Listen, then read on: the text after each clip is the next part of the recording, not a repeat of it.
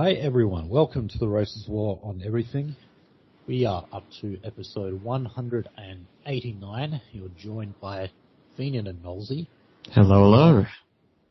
On a Tuesday evening here in Perth, and nice and sunny today, but apparently we're going to get a shitload of rain for the rest of the week.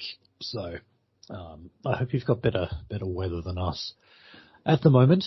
And hey, big surprise, we're going to talk about the voice to Parliament today. We're going to beat them like a drum until they beg us to stop. You might have heard that so far the estimated cost of running this referendum is $350 million. Yeah. They're never cheap, okay? And, you know, this is a lot more than just rolling out ballots. This is to do with, like, you know, the so-called education campaign that they have, the civics lessons that you can take online and get a participation award for. Yeah, there's some classroom that's being, like, quote-unquote rented from a public school. And yeah, there is money changed hands over. I mean, I guess there has to be just because, you know, there'll be cleanup costs and et cetera. But, like, you know, there's public school rooms on the weekend being rented so a mix of shit libs and people who don't speak English can figure out what the fuck is going on. Right, well, okay, that's a perfect segue into our first story of the day. And that is that they just did a survey of 130 migrants and refugees. And of that group, they found that 68% of them were either not aware or only partly aware of the voice to Parliament.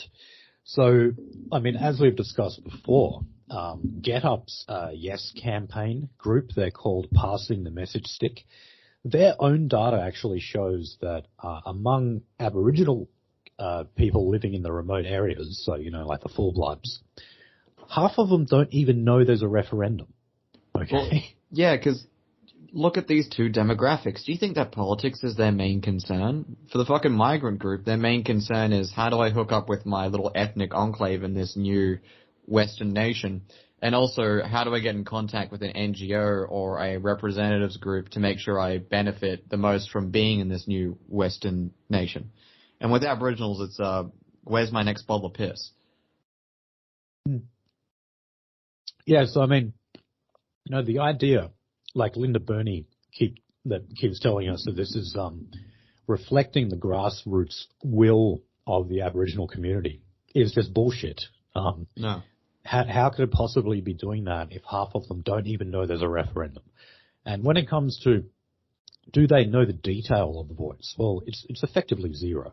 You really think those full-blooded Aborigines who live up in fucking Carnarvon and that actually know the detail like across this stuff? Of course they don't. I still don't know what exactly they're proposing. I am having to fucking piece it together from small pieces of information that I've deduced.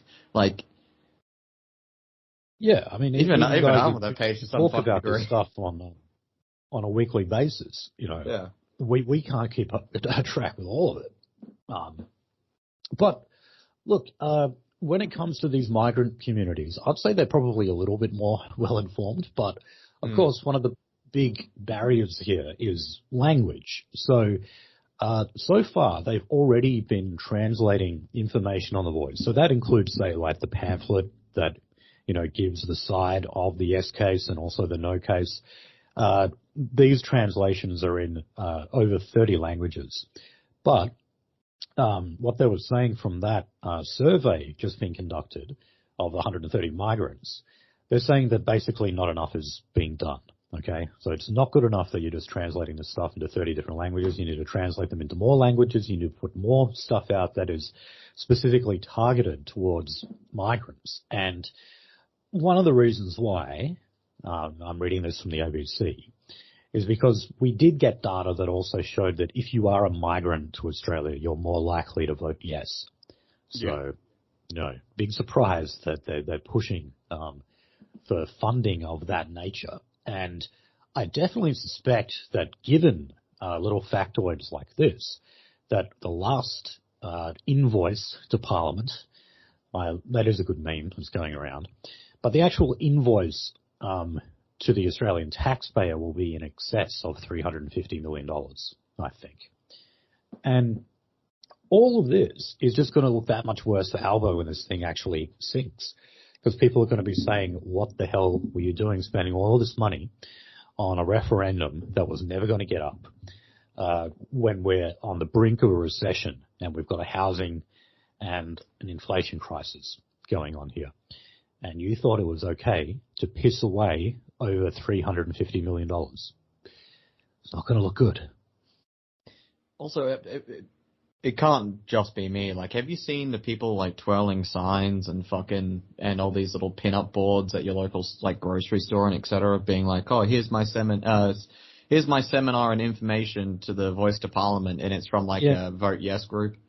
Man, I saw a banner drop the other day in Perth saying yes to the Voice. And, you know, if our boys do that, they're fucking in a prison cell in a matter of hours. Handcuffs immediately, and we'll throw you in a prison, we'll fucking basically let you leave, and then we'll just start interrogating you randomly over the course of the next 4 months. Yeah, and what do you think is going to happen to those people that I saw drop that banner last week? Fucking nothing. Nothing at all.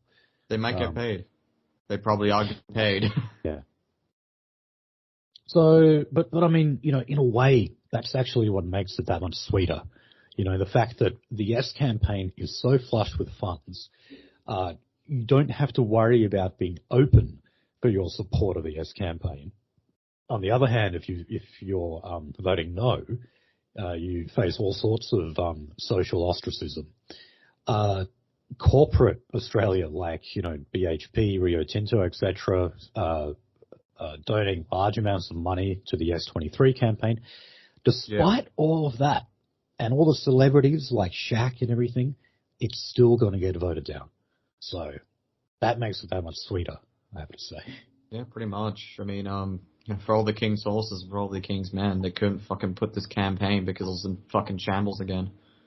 Well, the Aboriginal community is creating media shambles again or some shit like that. But yeah, no, it's just, the entire situation is just fucked, and I think we've actually found the hard limit of what money can get you in politics right here. This is definitely a hard limit. Yeah, it is.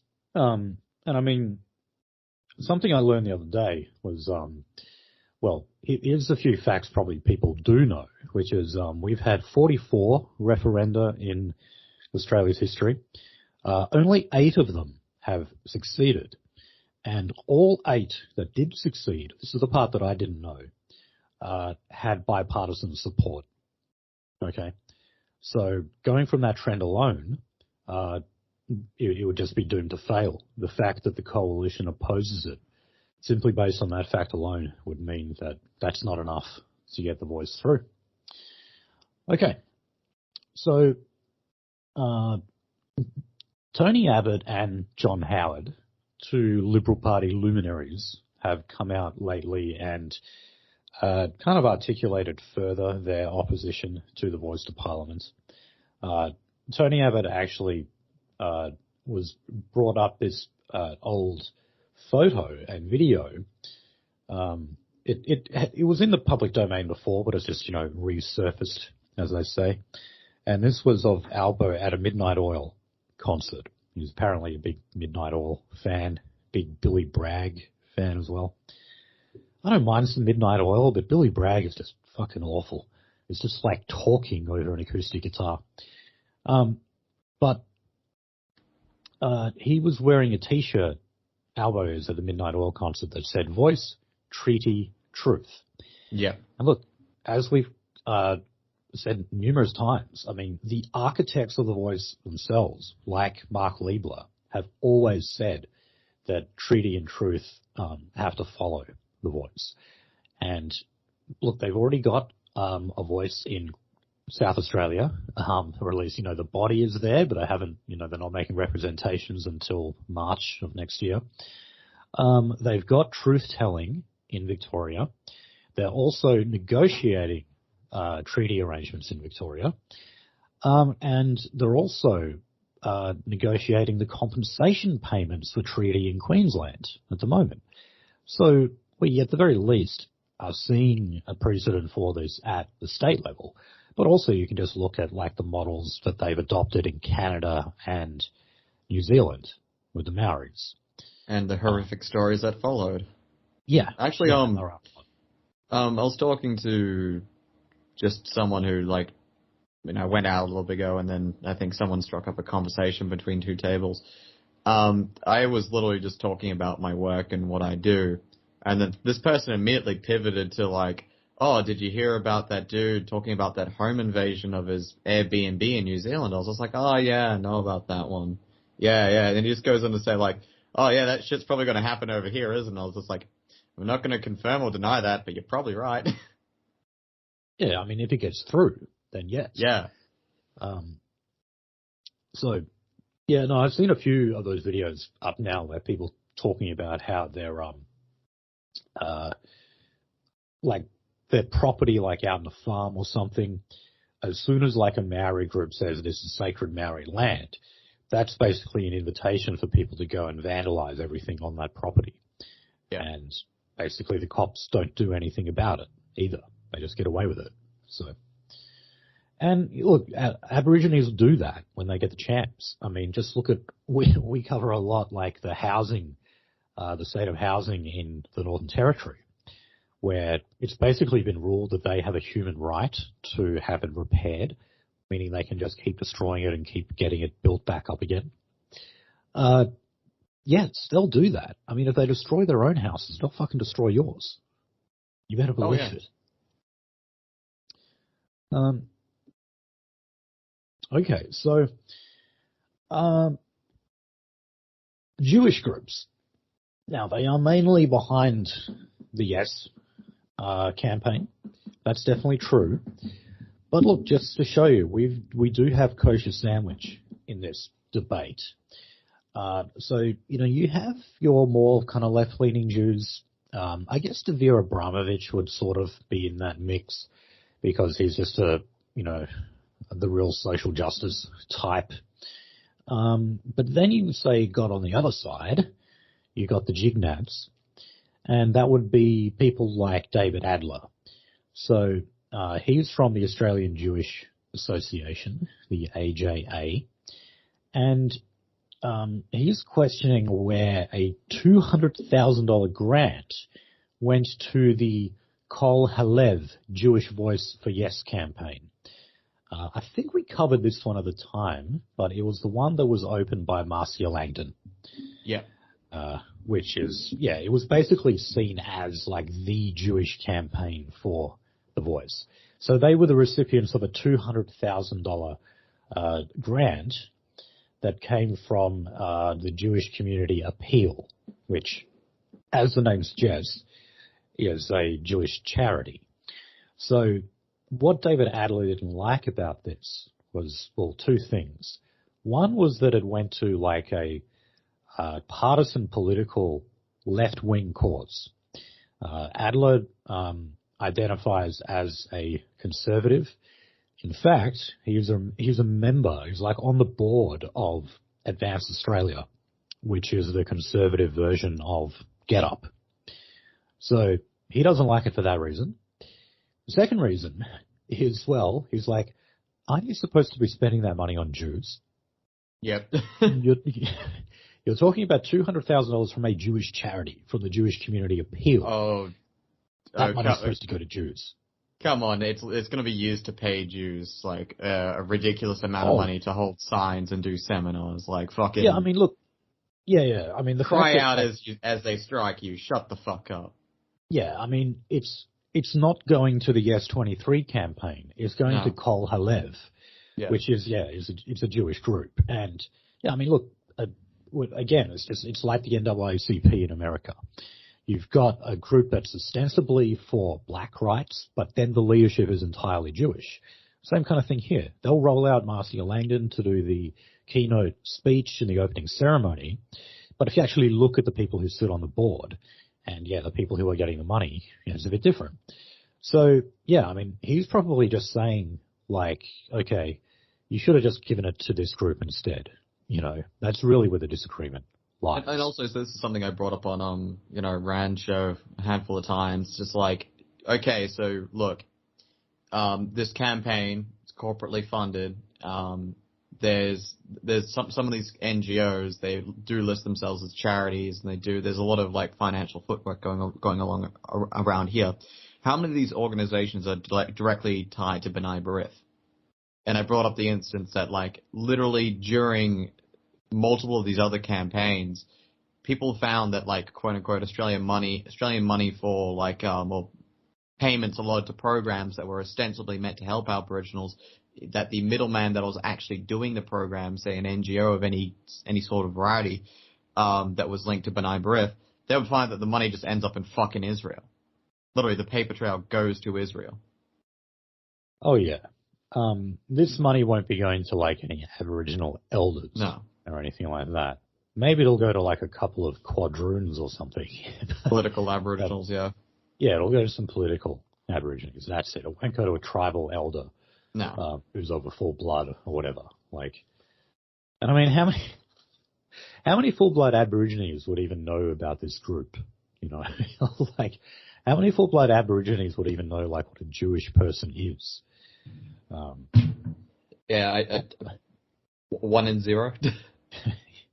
Like, seriously, like, it's hard to explain when people ask about them, especially externally. It's like people over east, and maybe some people who've only been in the city in Western Australia, like, you may only see like a half caste at best. You have to go a little further north in Western Australia to see a full blood, or maybe go to like some of the deeper parts of the Northern Territory, because even the ones around Darwin, they're still normally half caste.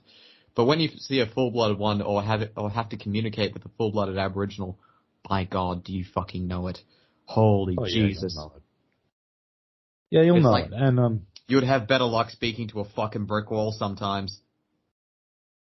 Yeah, no, they're impossible. I still prefer them to the half castes though. Oh yeah, well, they're less likely to rob you. They're still pretty likely, but not quite as much as the half caste. It's something I've said a handful of times. The half castes do it out of spite because they've got a chip on their shoulder. Like, there's an aggravating factor there. Yeah. Yeah, the full bloods don't have a chip on their shoulder. I don't know if it's maybe because they're not racially conflicted or whatever. No.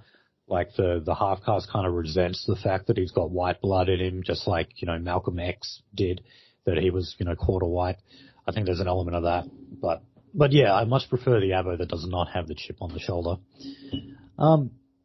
Okay, so we're going to start talking about the WA Aboriginal Cultural Heritage Laws, which is, I really think that the Cook government, because Mark McGowan is gone now, they really miscalculated this.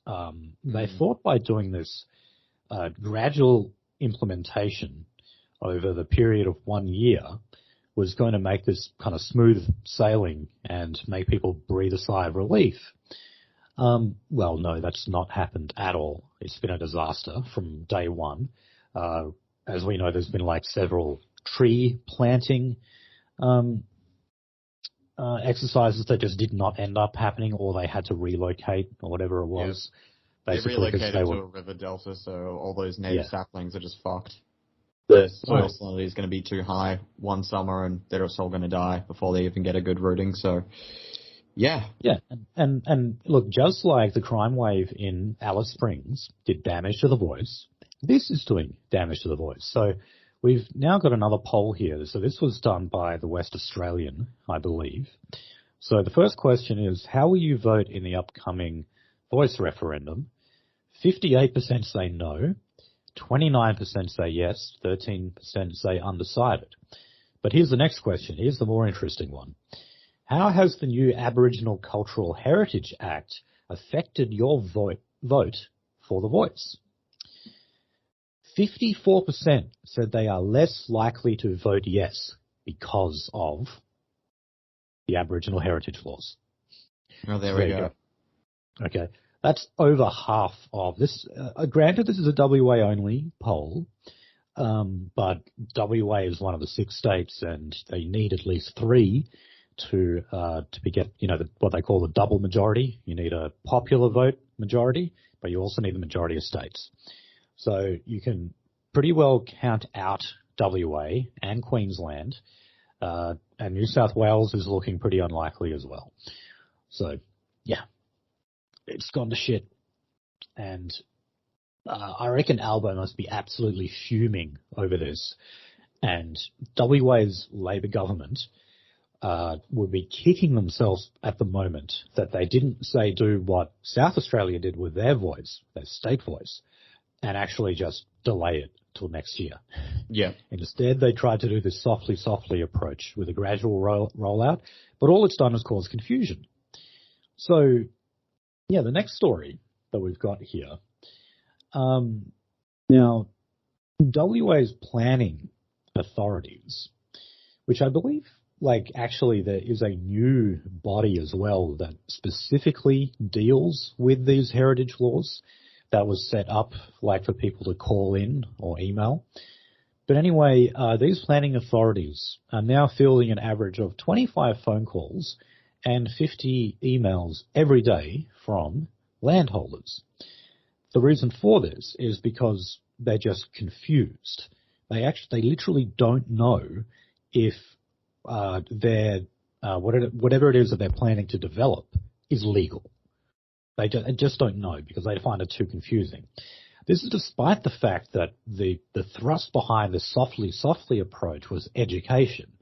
That is, the government gradually rolling things out and at the same time rolling out everything you need to know about those minor changes so that you can update yourself, get used to it, and then they put in the next lot and then they roll out the next bit of information.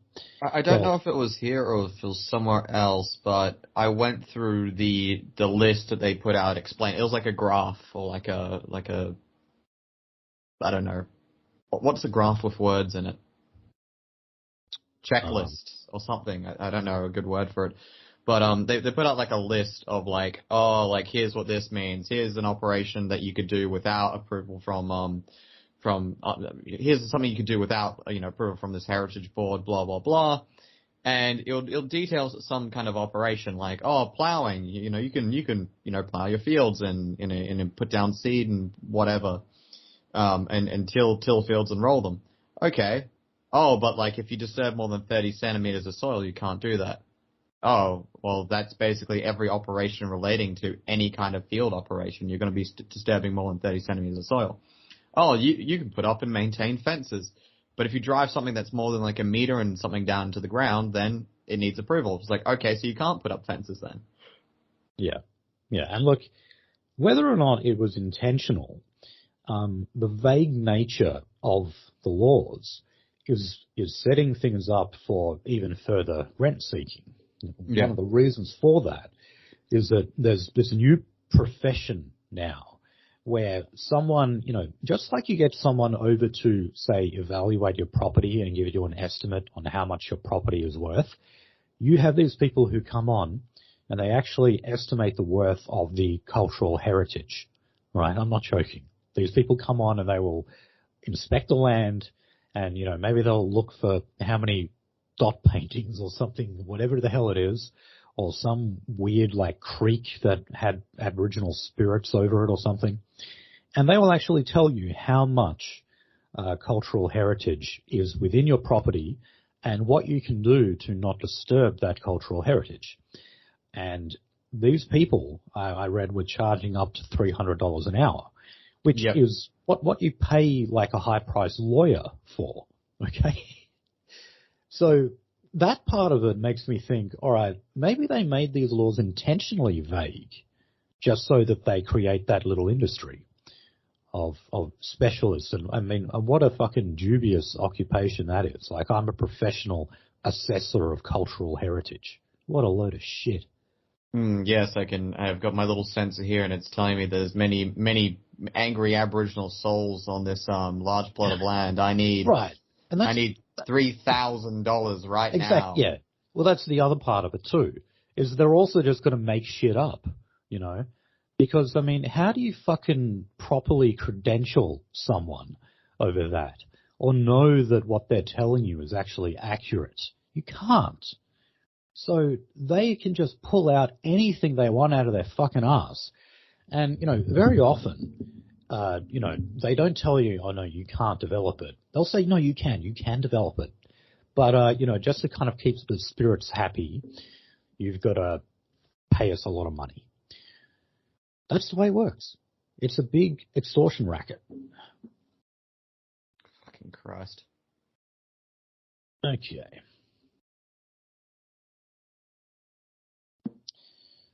Oh, so let's do some other Aboriginal news. Now, Jesus. So this is just showing you how much speech codes apply here in Australia.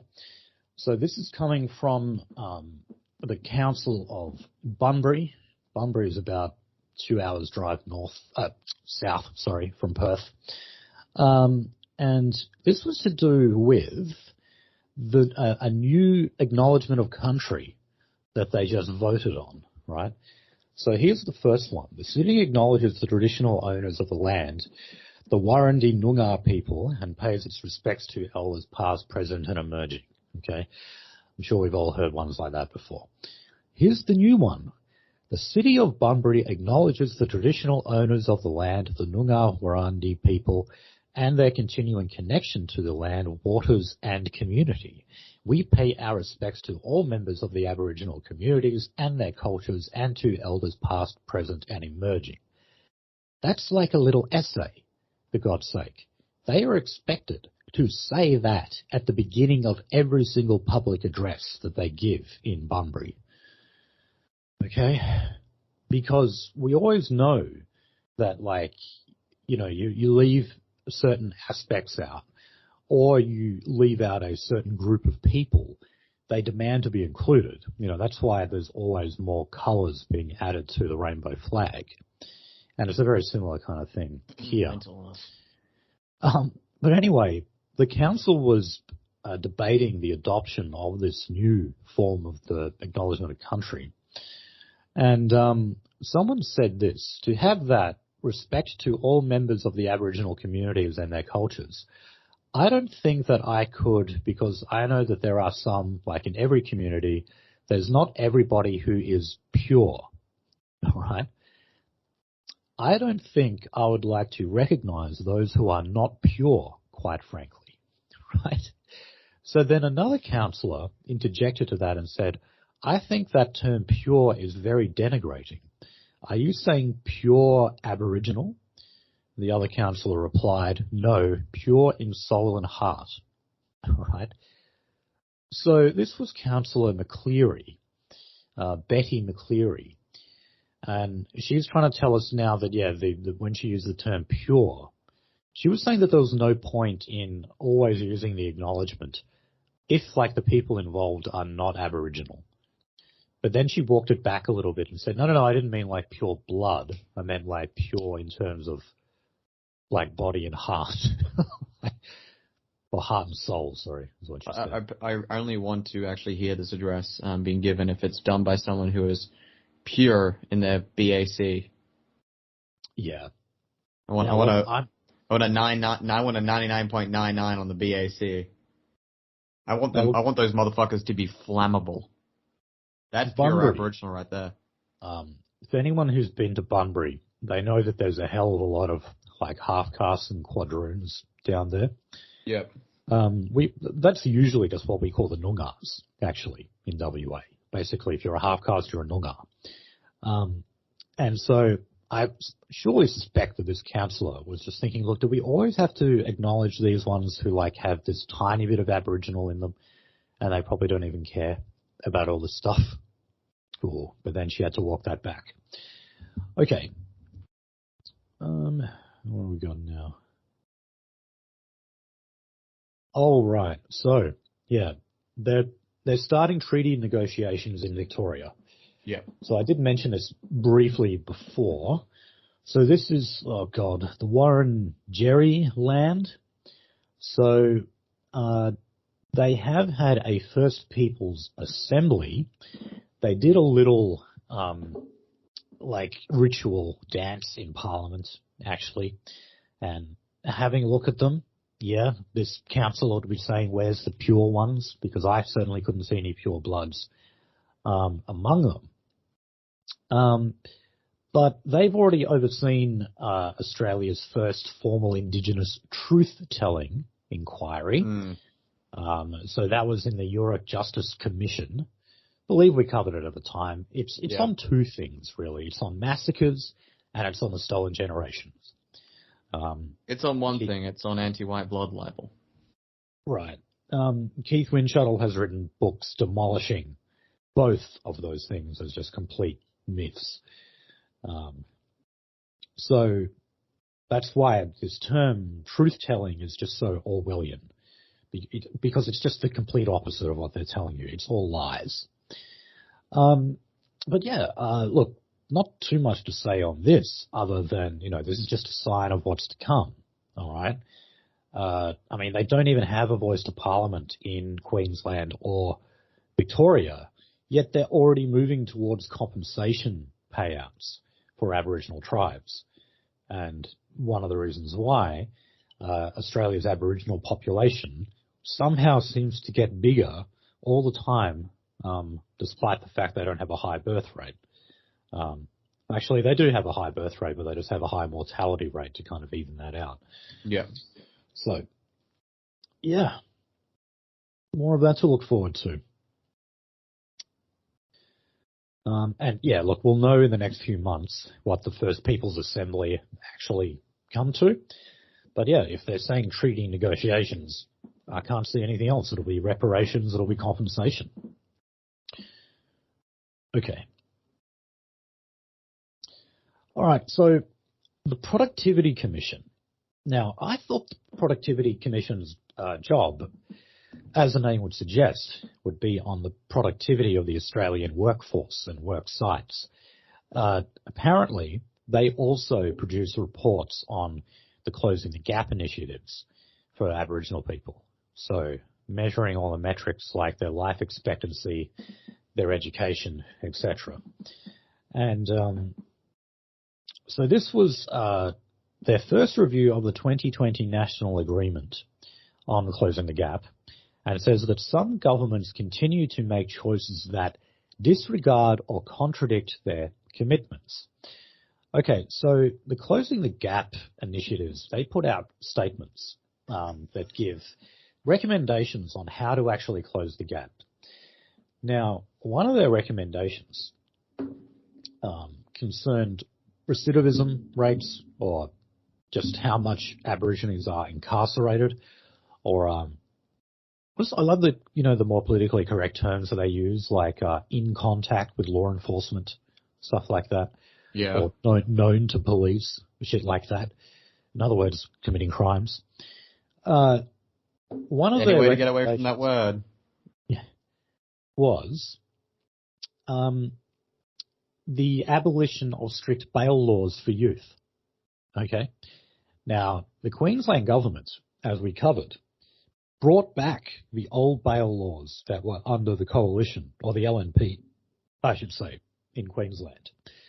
Because remember, it was actually legal if you were under 18 in Queensland and you were out on bail and you breached bail, you got zero punishment. And then you ended up with a white woman who got stabbed to death by a 17-year-old abo. Yep. Who was out on bail. And he breached it. And, of course, he got charged with, I think it was just grievous bodily harm. Fucking Christ. But he did not get charged for breaching bail, okay, because it wasn't a crime, which is kind of ridiculous, because what's the point of having bail in the first place? Anyway. Hey, here's the, we're going to let you out, but you have to follow these conditions if we let you out. Oh, by the way, if you don't follow the conditions, whatever. Just fucking let them out at that point. Why fuck around with a bail? You see how the pendulum swings here? Because, it was a Labor government who abolished those laws. Aboriginal crime goes out of control, and you get a white woman stabbed to death, and so then they have to bring him back. Okay? But then the Productivity Commission comes out and says, no, that is going against the Closing the Gap initiative. You need to abolish those laws again. And in 5 years' time, that'll probably fucking happen, and then you'll get another surge in violence, and it'll just keep going like a game of table tennis. It's infuriating. And it also just shows the political nature of the whole Closing the Gap initiative, okay, it's not really about improving the lot of Aboriginal people. It's about letting them get away with more shit.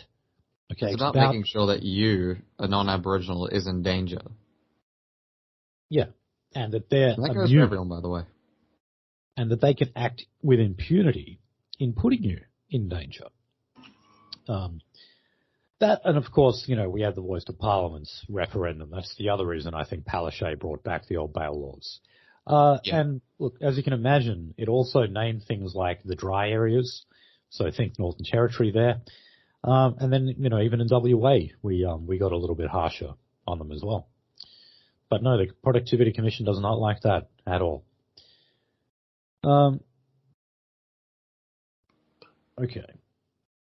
Actually, no, let me just quickly read out what they said here. This is just about the Queensland bail laws. They said, the Queensland government made changes to bail laws that will mean more Aboriginal and Torres Strait Islander young people are incarcerated for longer periods of time. This in the context of Queensland having one of the highest rates of Aboriginal and Torres Strait Islander young people in detention. That is 40.9%, 49 per 10,000 young people aged 10 to 17 are in detention on an average day from 2021 to 22, compared to 22.3 per 10,000 nationally. Okay, so basically what you're saying is that Queensland Aborigines commit more crime. Either that or they're just policed more and they're getting caught more. So there's nothing in there actually saying like, you know, despite the fact that they're unlikely to commit crime. They're actually saying that the very fact that they're being arrested so much is why you should actually be more lenient on them. Oh my fucking God. It's tolerate our failures. Yeah. But yeah, I mean, look, just like IQ tests are racist, criminal law is going to be racist too. If by that you mean there's going to be a particular race of people disproportionately affected by it, yes, absolutely. That's true. But what's the alternative? Also, like, just to talk about an American thing, American subject that's like immensely similar to what you just pointed out there. You see that fucking, black dude who managed to sue the state of New York and got like not just wages but also like, oh, what if he also made good investments with that money during this period of time because he flunked out of that teachers thing so many fucking times.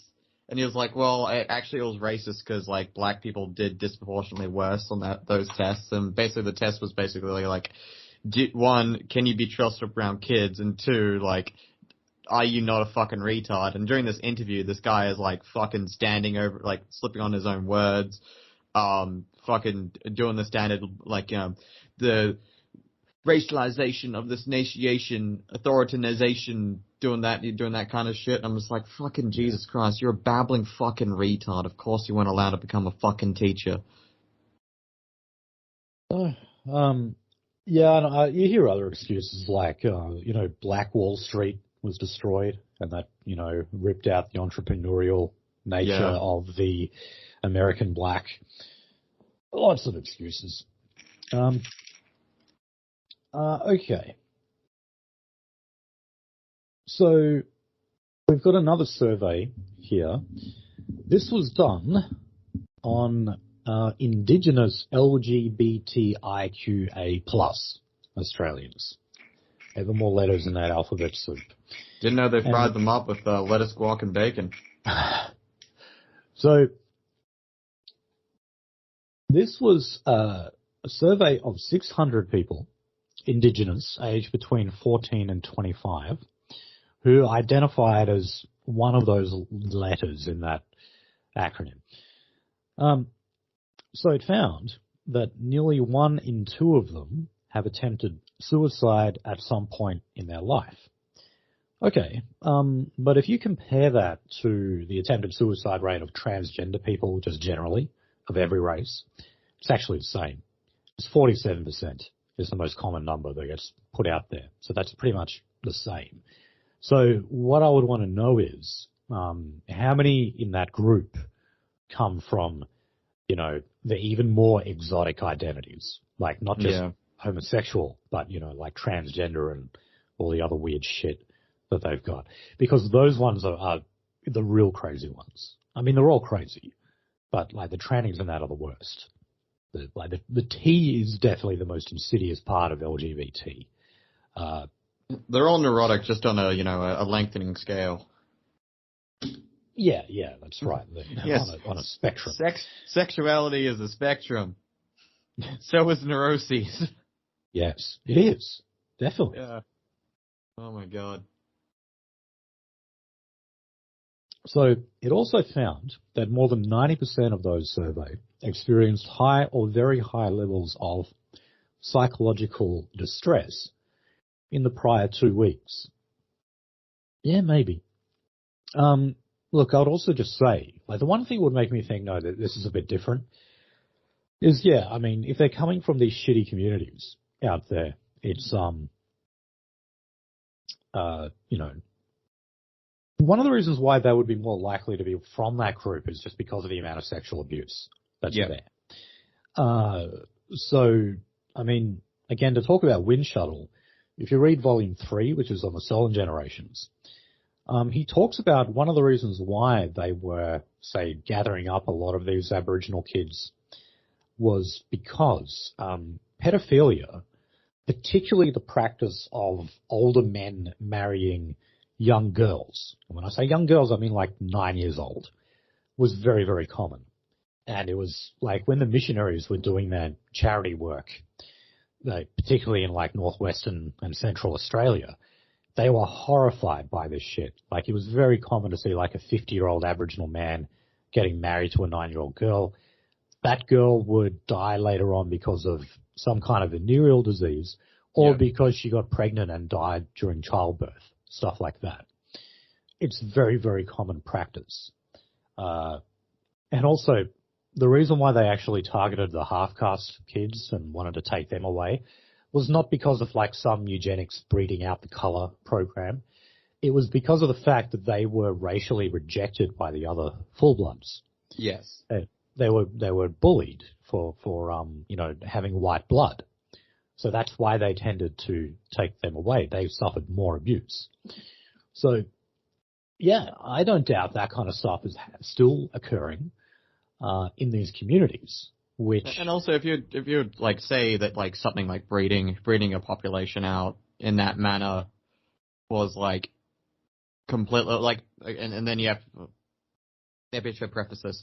I think it's funny that liberals or like left-leaning people will say, oh, that was a campaign of genocide to breed out a population, when they will recognize someone as a racial group when it is not even a percentile of their actual racial background.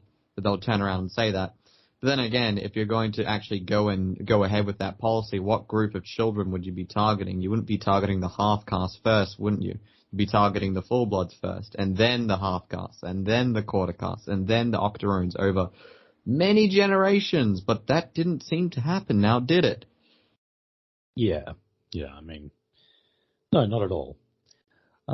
There was like some real piss weak attempts. Like there were people in Australia who did talk about breeding out the colour, like Neville, I forget his first name, who was he the governor of WA? I forget what his title was exactly, but he did talk about an effort of encouraging particularly half-caste women to marry white men. And the purpose of that was so you wouldn't have half-castes anymore. You would either just have white people and then pure-blood Aborigines. You wouldn't have anything in the middle. But, like, he never got any funding for it, and any attempts that he did make over it were futile. He had, like, no power to make it happen. He can't force people to get married or whatever. He can encourage it. But he and can't also, women, you wouldn't marry you kind of, like, you only have a half-caste today because there was a long grasser 15 years ago. Those historical half-caste populations didn't stay half-caste. They're the political Aboriginals who are 1/64th caste over in Victoria today. Yeah, I mean, when you look at the people who are smart enough to get the Gibbs and do all the rent seeking and whatever, yeah, they're usually like octoroons or something. Yeah, fucking most octoroons. In some cases, not at all. In the alleged case of Bruce Pascal. Oh yeah, no, Yeah. no, he's just an Anglo. Yeah. So and again, like you wouldn't even fucking need to do that because women are just ladder climbers, and in a lot of like women just naturally want to ladder climb, and you know that's understandable. But like they do that racially as well, and we see that. Oh, yes, and they definitely do that racially because we see that in this new phenomenon. You know what a passport bro is? A what? Passport bro. Oh, do I know what a passport is? No, a passport bro. That's the full term. It's Okay. normally a white Western male who goes over to like East Asia or some other part of the world. Saudi, like the Arab and Gulf countries are one of those places too, just to pick up a woman from there because like women are intolerable in the West. So they go and get one that's from like a more conservative culture. And it's a passport bro is like a demeaning term that like your like turn of the millennia feminists came up with because they were annoyed that they basically had no dating options now that they're 30 because the 30-year-old dude about 10 years ago fucked off to like Thailand and picked up some jungle monkey. Oh God. All right. Well, last story we've got on Avos. Just a quick one. This was to do with Indigenous art. Which, you know, while lackluster, is still not theirs. Yeah.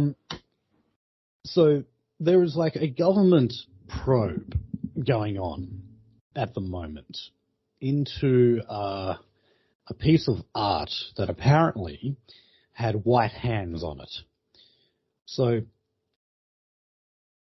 Sally Scales says she has launched an attack on the government probe into white hands on Indigenous art and defended the white studio staff who painted on the canvas. So this was supposed to be this program that receives government money. So the APY Gallery, it's a showcase of Aboriginal artists producing Aboriginal art. And the massive controversy here was that the art chief, Sky O'Meara, actually had white artists, okay, like painting or producing some of these works of art here. And this apparently is scandalous because it was supposed to be Aboriginal only. And if you have a look at some of these people, again, you know, they don't even look I wish Aboriginal. the art style was Aboriginal only. Yeah. I wish it didn't come from Denmark.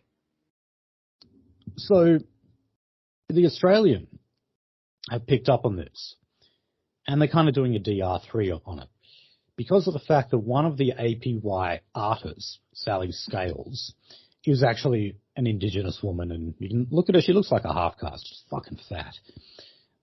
But, you know, she's actually come out and defended this program and said she doesn't see a problem with white people contributing to it. Yeah, you know what? It's like you need white people to do all this stuff. I mean, you wouldn't have your dot paintings in the first place if it wasn't for white people. But, you know, Aborigines always have to work with other white people or Jews as well, like Mark Liebler and Julian Lisa, because they're the people who are connected. They have the brains, they have the money, they have the know-how to actually promote what you want. And you'd be silly if you didn't actually seek that kind of allyship.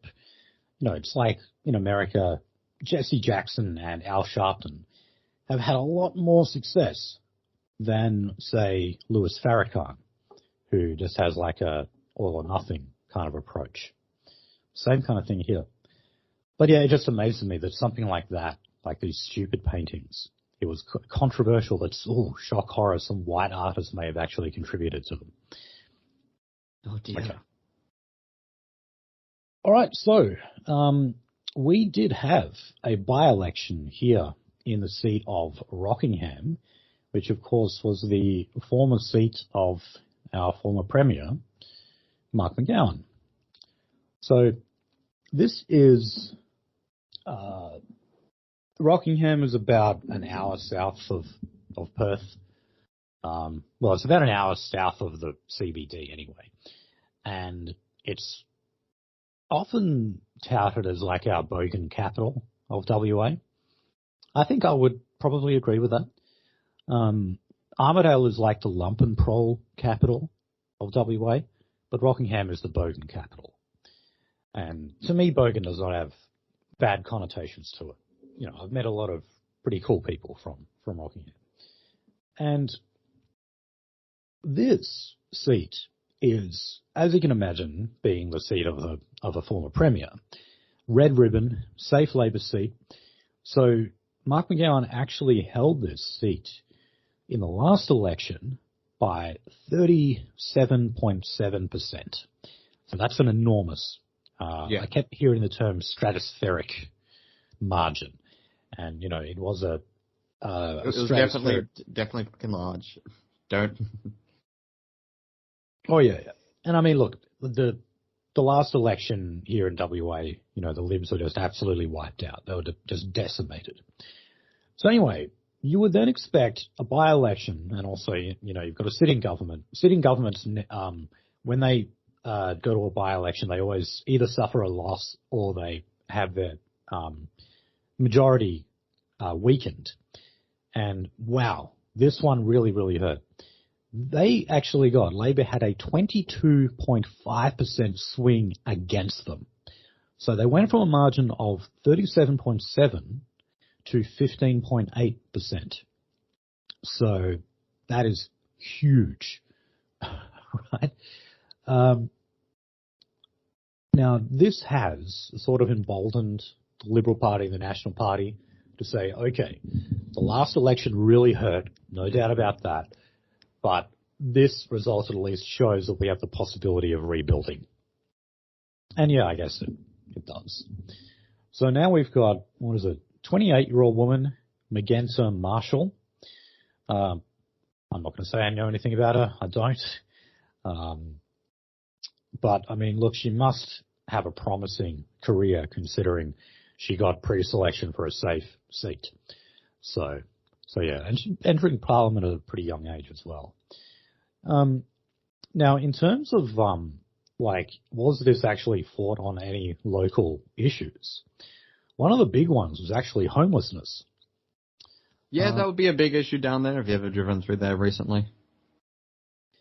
I haven't actually driven through there recently, but I do definitely. Trust me, you don't. Yeah, I do remember seeing homeless people at the Rockingham shops, though.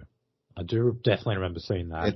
It's a lot worse these days. Like, okay, you drive around like north and maybe the south of the river, you'll see like, you know, the meth lady under the bridge spanning the Kwinana to the Mitchell. You'll see like, you know, a smattering or handful of them.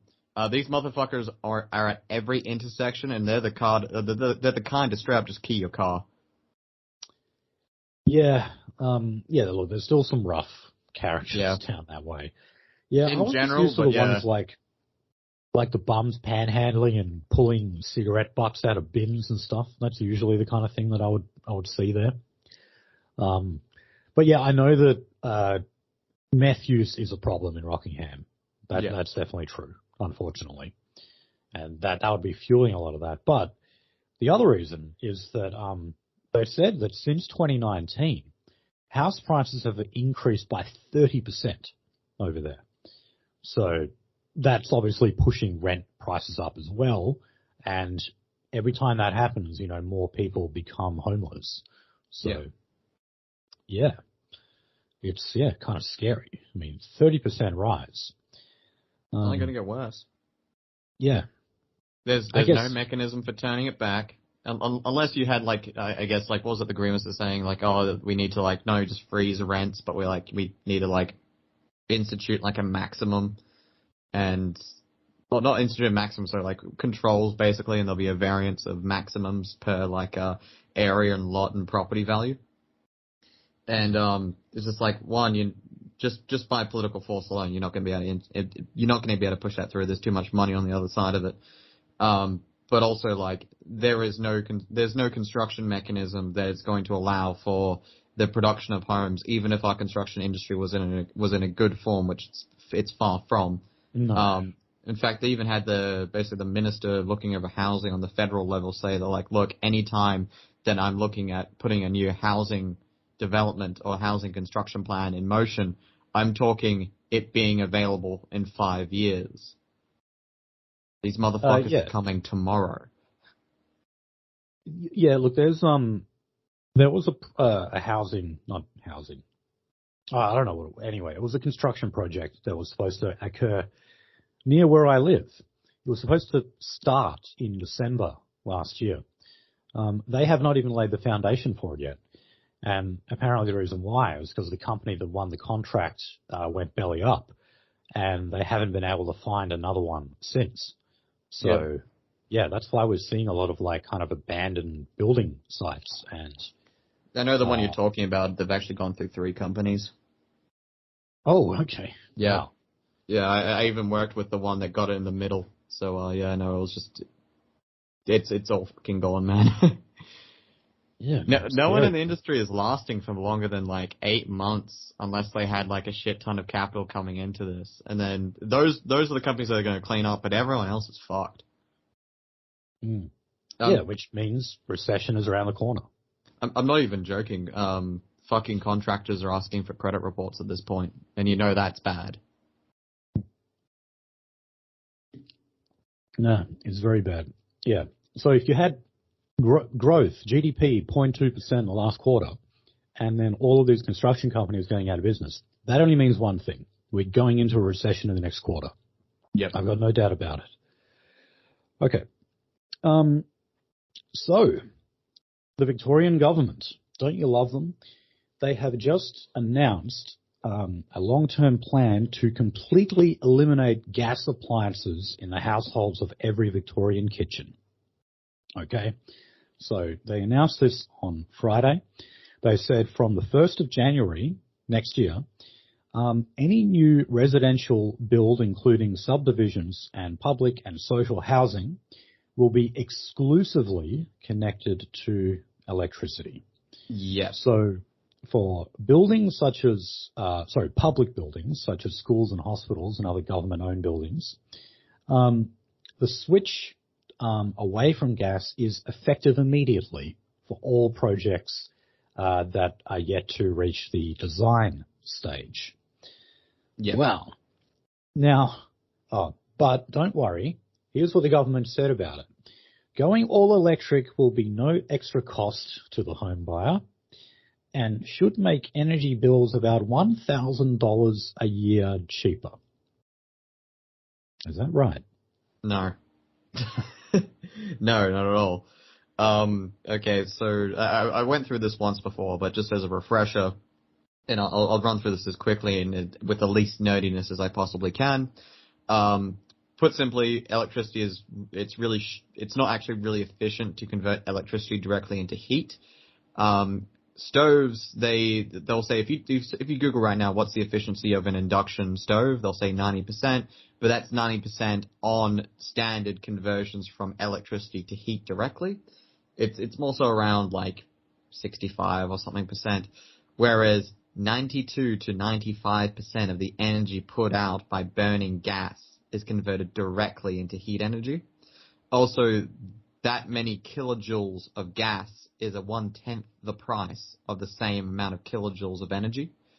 And just on that basis, just right there, literally dollars per kilojoule of thermal energy produced on your pan or saucepan or pot or whatever, it's more expensive.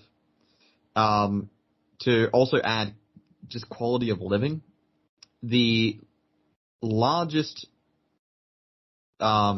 induction heating element, I guess it really should be called a transformer, but they call them elements in industry, so I'll call them an element, is about 2.5 kilowatts.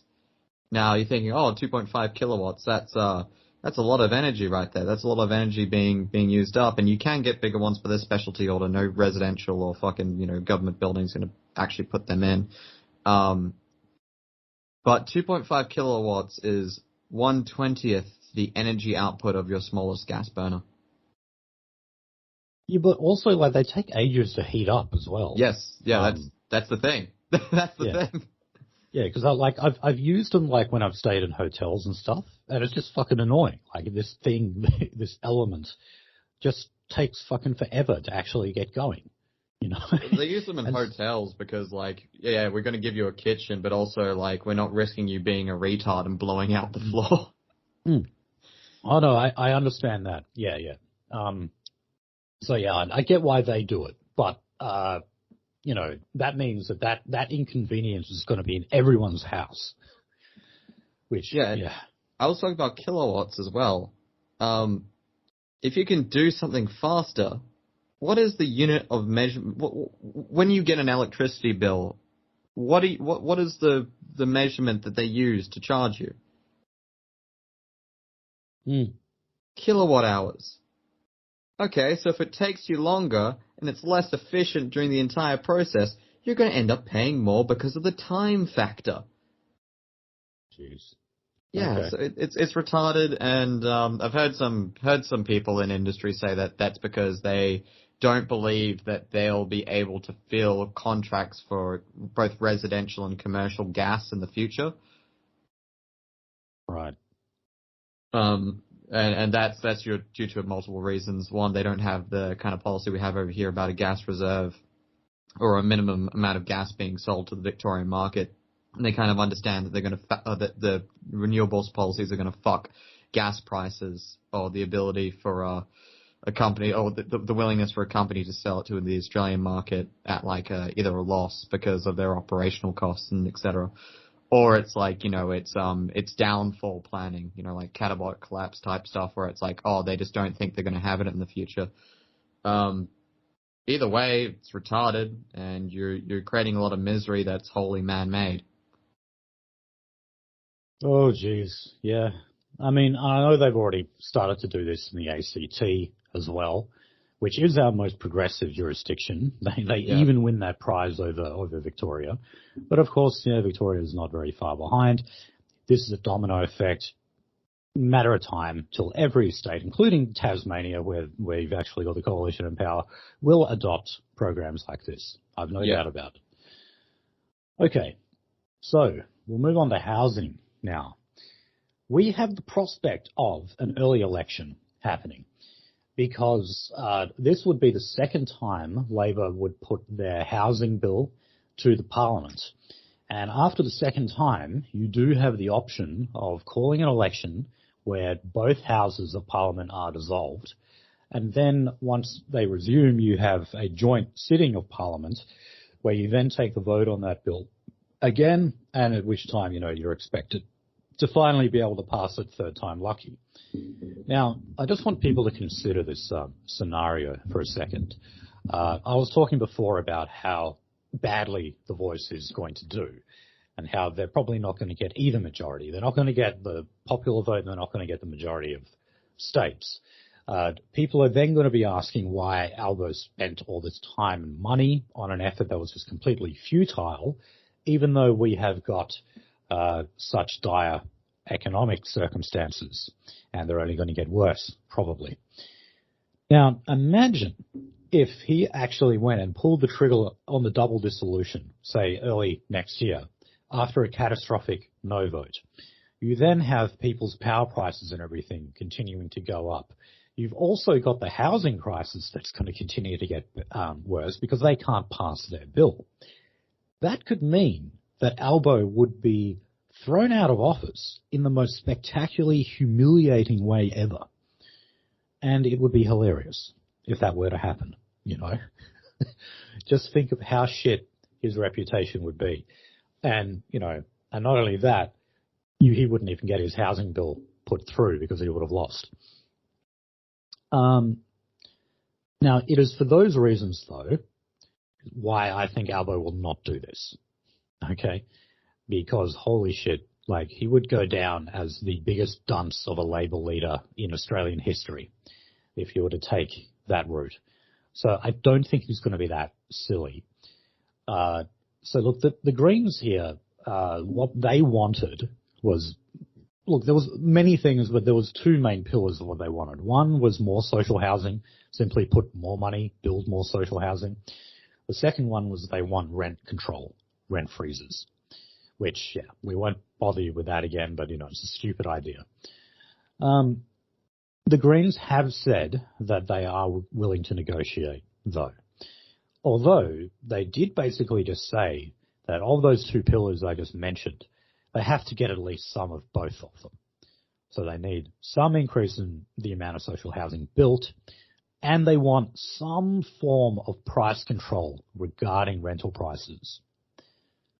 And look, who knows, considering they implemented price control on gas, they may well do it when it comes to rent. Yep. But yeah, we'll see what happens. Now, one of the other ideas that we've got here, as we know, he's only been in the job a couple of months, the new National Secretary of the CFMEU, Zach Smith, he said that he wants a new kind of super profits tax. So this would be a national corporate profits tax on Australia's biggest companies. And it would effectively just be a housing levy. In other words, all the money that you collect for it would go into either social housing or subsidizing rents. I don't know. Probably not. And not because I have like a big problem with taxing fat cats. It's just, again, this is just another secondary solution that he's offering. I want to go to the source here. The source is immigration. All right? Too many people competing for too few houses. All right? You either got to build more or you got to stop letting so many people in. Oh my fucking god. I heard the coldest of fucking takes about why rent is going up and etc. And it was from this like lefty account, and it was just like, it's not migrants. It's never migrants. It's because all of these large rental corporations have monopolized the market, and yeah, they're building more homes, but they control the price. I'm just like, then why the fuck would fucking smaller landlords also go along with them? Yeah. I mean, look, like, I would say, like, partial truth in that you've got someone like Harry Triggerboff. Oh, yeah. Who constantly lobbies the government to let more people in. Because then what happens is people start to subdivide properties. And he's the master of that. He is known as the father of urban Australia. He's the one who created high-density living. High-density living used to, like, not even exist in Australia, like, at all. Like, not even in Sydney, if you can believe that. It would have existed, like, right in the heart of the CBD, and that's it. Harry Triggerboff is, like, the guy who really kind of created it. And, yeah, I mean, that's the idea. Get more people in and actually cram them into more of a confined space. So rather than build horizontally, you have to build vertically. Okay? You just keep building people up into the sky. And you pack us in like a can of sardines. It's fucked. It's stupid. And yet there's plenty of data on this that shows that it's unhealthy. Like, people who live in that kind of urban concrete jungle environment, they live less. They have, they're less happy. They have more health problems. It's, it's irrefutable. The human sardine. The real human being. Yeah. Okay. On to IR. Now, we don't have an update yet on the progress of the same job, same pay stuff. Probably will happen before the end of the year, though. I've heard some ads on the radio about it, but that's about it. Yeah, well, I know that, like, corporate Australia is already, running ads. I haven't heard them, but I've read that they're funding them. So, and, the unions cash themselves, so they'll be paying for the campaign too. But the latest round of reform that Tony Burke, so the Workplace Relations Minister, has announced is a pathway for around 850,000 people who are employed casually in Australia to move on to full-time work, which essentially means you have statutory rights at that point. You get your sick pay, you get your holiday pay, you get your long service leave, all that usual stuff. Now, the reason why it would apply to these people, 850,000 casuals, is because these are people who actually work full-time hours. Okay? Like, they're casual on paper, but for all intents and purposes, they are full-time workers. But the employer likes the precarity of that position better because they can just kind of adjust their hours at a whim, and also they don't have to pay them all of those entitlements either. So these are loopholes that are always discovered, or, you know, they're always just sort of able to be invented on the fly. We know companies are very good at doing that.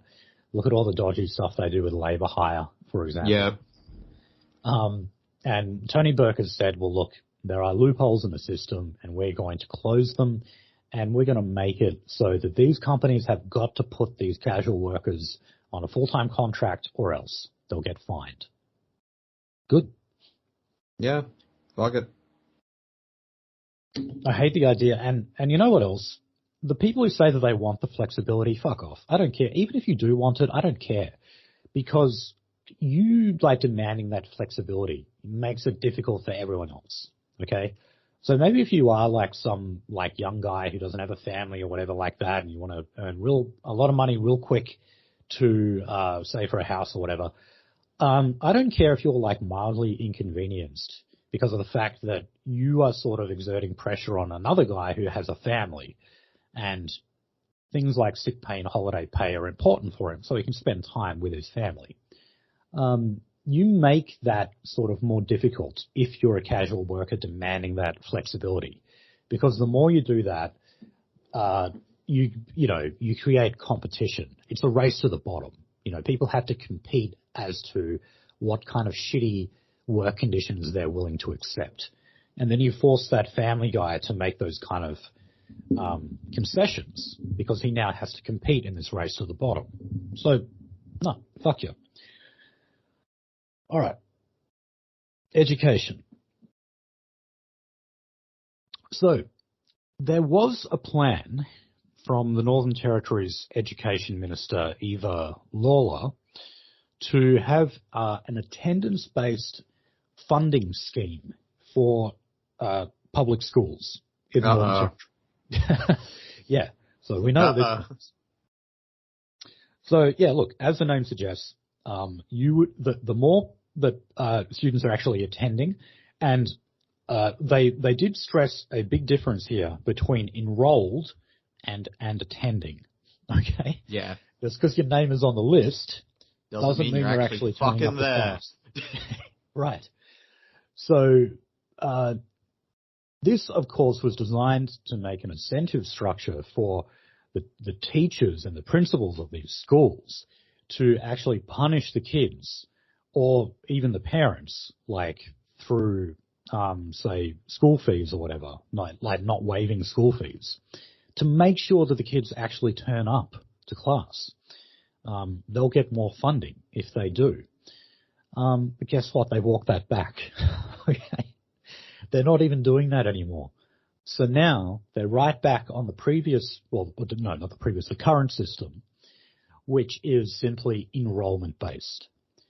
So that means like you've got a lot of these schools who are getting all this money because they've got a lot of people on their roll, but they're not turning up.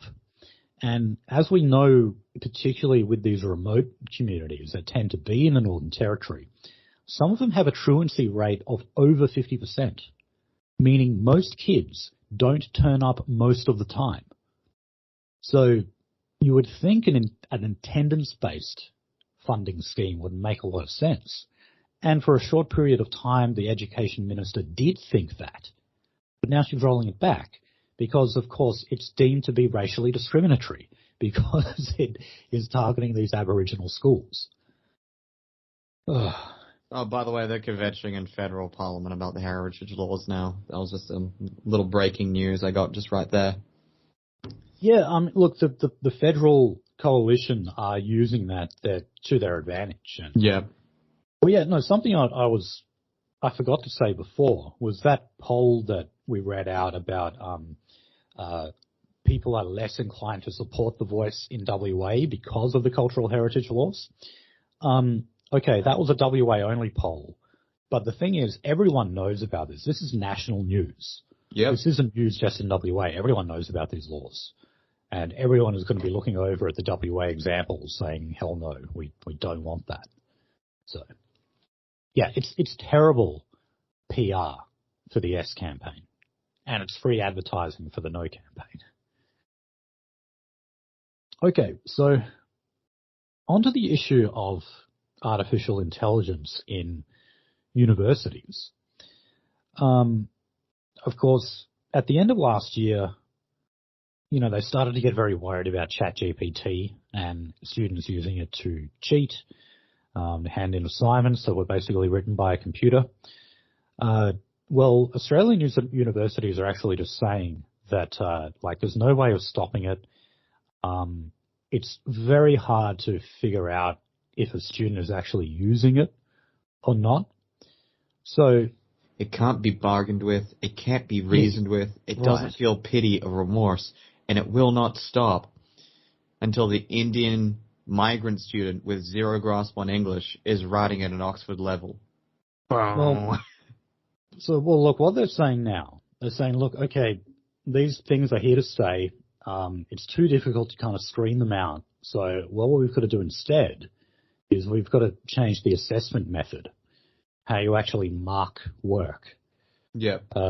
How you would actually do that, how you would change it to get around that, I'm not sure how you would. I was going to say, fucking, even if you switched over to written only, I'm not a good fucking I'm not good with words. No, I'm not even fucking good when it comes to words and shit like that, but I could remember key points from an essay and then just write it down by memory. So their idea of just doing the assessments in person is just well, fucking Jesus Christ, you could just wrote memorize just a piece of work and write it down in an assessment and have it be a completely unique piece of work that couldn't be referenced to any other online source. It's basically fucking over unless it's randomized calculations. You can't fucking screen it out. That's it. Yeah. Unless you're doing a STEM subject, that's it. It's over.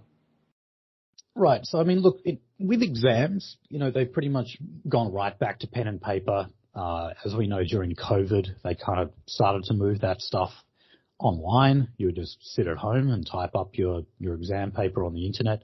So that's gone. Okay. But what about when it just comes to writing a lab report or an essay or something? It's pretty damn easy to get ChatGPT to do that for you. Yeah. And it's also pretty easy to get away with it too. Plug in your results, tell me a hypothesis, do a breakdown of it, and give me a fucking conclusion. There we go. You've written it well, and you understood the theory very well, and you demonstrated that in your conclusion. High marks. Yep. Yeah. So I don't know how they're going to get around that. They really can't. How can you change the assessment method for marking a lab report? I don't really get how you could. With a small piece of technology, we've managed to destroy the last piece of meritocracy in a very corrupt institution that governs our elites. Okay. All right. So, Australian universities, you might have heard, they received a $1.5 million grant from the Commonwealth for a national consent campaign. Oh, so yeah. This was about teaching university students exactly what consent is. Now, apparently, they've been accused of just stashing the money because there was never an official, campaign that was rolled out. Now, man, I remember when I first, in my first year, I remember talking to one of those fucking, wild anarchist bitches with a shaved head. And believe it or not, she was one of the more normal ones. You could actually talk to her. But she was telling me that, I'll never forget this. She said 1 in 8 girls at university are raped on campus. Okay? 1 in 8. And then she started just kind of peddling off all these other like phony stats at me. And ever since then, I've just been like, what the hell are you talking about? Like my entire time there, I never heard of a single person actually getting raped. I kept hearing that people were getting raped. I have to do it, I'm sorry. Hmm? And the only question I have is, how do we rate the 7 out of 8? Sorry, I did a lot of war post, but yeah, no, it's like, where do you get the stats from? Oh, basically, like, it's not police reports, it's like anonymous reports to our organization or our student body or some kind of guild body, and etc. Does anything like come of this? Do you have like police reports to substantiate this kind of thing? No, we don't. No, okay. The vast majority of the time, they are voluntary surveys where you reply to them from an email chain that has just gone out. Okay. When I was a guest on the show to begin with, we talked about this, and one of the things I brought up was like there was only like a handful of incidences where I know that there was a genuine like sexual assault or sexual intrusion that went nowhere, and that was like a whole bunch of Indian foreign students taking photos in the girls' bathroom, like setting up IP cameras there, and they got a slap on the wrist. And that's because you should go to jail for that. Yeah, you should go to fucking jail for that. But basically it was this top-down pressure being like, oh, we can't do this because this would fucking tar and feather our name as a progressive university. And the students were willing to participate in that. The student institution was willing to participate in that and never left the fucking campus. That's an instance where I will believe it. Now, is a university body willing to tar and feather? And imagine when that fucking BPD lady was talking to you. Imagine her mental image of the rapist she was thinking about wasn't exactly Prejeet Singh, was it? Yeah, maybe. Yeah, now that demographic, a university body would be willing to tar and feather, or willing to fucking lynch him in the front quadrant. But maybe she wanted me to like rape her or something. That was her fantasy. But no, look, here are the figures in this report. Okay, it says 275 students are sexually assaulted in a university setting every week. Fuck off. I don't believe that for a second.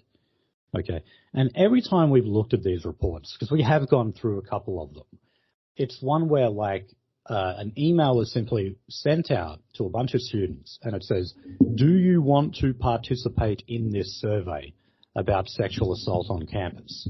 Who do you think replies to them? Right? People who want to skew the results, or people who actually were sexually assaulted. That's not how you do an unbiased survey, okay? But that's always figures. You find a random population and be like, are you willing to submit to a questionnaire, and you don't tell them what it's about. Right. Yeah, that's it. But they're never ever done that way. And so they're asking like the universities now to hurry up and get this official campaign going because they've got the money, but they haven't done anything with it. But man, they're always doing that. And it's like, do the university body itself actually have to do anything? I mean, all of the bodies that exist in the university itself, like the student guilds and the social clubs and all that kind of stuff, they are doing this stuff all the time. Like, always going on about this. Yet at the same time, happy to host drunken, drug-fueled parties where stuff like that is actually more likely to happen. And a lot of the time those people are members of the Green Party. Must point that out. Okay, so, still on consent laws here. Grace Tame is actually flying over to Darwin, and she is going to be on the floor of Parliament House in the Northern Territory during the debate on reforming sexual abuse laws regarding children. So I don't know what the exact wording is here when it refers to the criminal act of sex with a child or sexually assaulting a child, but they're removing the term relationship from the Sexual Offences Act. Yeah, so like if you are guilty of having a child relationship, which is like too much of a nice term to be using. So okay, I agree with that. That's something that I will say Grace Tame is campaigning properly for. And so other changes in the bill are going to be introducing a new offence of grooming a child. Can we apply that to drag queen story hour, please? No. Here's another amendment I actually fully agree with. But let's be a little broader with it. Let's be a little bit more universal in terms of how we define grooming. And I'm not talking about swastikas in Minecraft. I'm talking about the sexualization of children. Let's make that an offence. When you do it in a public forum through drag queens reading perverse literature to children, I want that to be a form of grooming. They also want to criminalize stealthing, which is where you trick someone into thinking you're wearing a condom during sex, but you're not. And removing the ability for child sex offenders to rely on good character references during sentencing. Actually, now that I've talked to like enough single guys about this, and they've kind of got to the age where they're no longer like early 20s guys and etc. I think reverse stealthing is actually possibly more of a common thing. When a woman wants to get pregnant. Yeah. Yeah. It's happened. It's in that movie Parenthood. Have you seen that movie? Have you seen that one movie, Kids? What is it? It's got Steve Martin. It's a classic movie, man. You gotta. Oh, it's a little bit before your time, but there's a scene in it where what is it? Rick Moranis, his character, like him and his wife have one girl, but she wants more children, so she starts poking holes in her diaphragm, and he like catches her out doing it. Jesus. And it's like, I first saw that movie when I was a kid. But when I look back at it now, I'm like, wait, hold on a sec. That's actually a serious criminal offense. Yeah. What she was doing. So yeah, no, reverse stealthing, yeah, that's a thing. But no, that one about child sex offenders relying on good character references, yeah, that's true. On the other hand, like, if I was a judge and, you touched up a child and then you had like a good character reference of your old boss, I'm going to say, well, okay, you can present that. I've got the rope right here. But yeah, it's not going to change my mind, right? You can present that to me if you like, but you touched up a kid, all right? So I don't give a shit. You're going to finding my sharpest claw hammer in my toolbox. Right. Oh, wait, maybe I'll choose my bluntest. I want this to take some time. Okay. So still in the Northern Territory. Wow, they're going a lot of like proposed changes coming from that small jurisdiction as of late. They're recycling their laws so they don't have to put in like some of the older policies they had back in the day because they don't want to see us going back to being completely racist. They're actually marketing this as like a great period of reform for local laws. That's why. The ABC has been toting that for a little bit now. They're like, they're not returning to the racist policies of old that were overly restrictive. They're actually doing some reasonable reforms, some common sense Aboriginal control. Well, they did announce a 2-year extension of the grog bans, though, that the ABC and the like were trying to tell us was racially discriminatory paternalism. But, they've walked that back because they know it's actually working.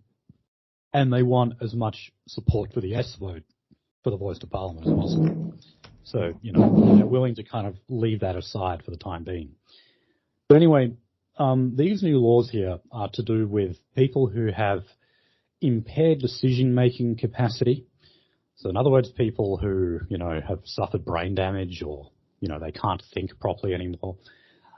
Their families or their next of kin would be given more say on the type of medical treatment that they receive. So the scope here is going to be broadened so that it includes First Nation kinship relations. So that means people who are not actually related to you, but they might be from the same tribe or whatever it is. Or, just like the 35 people who lived in that one house out in that remote area, just one of them, you know, who might be a distant cousin to you or something.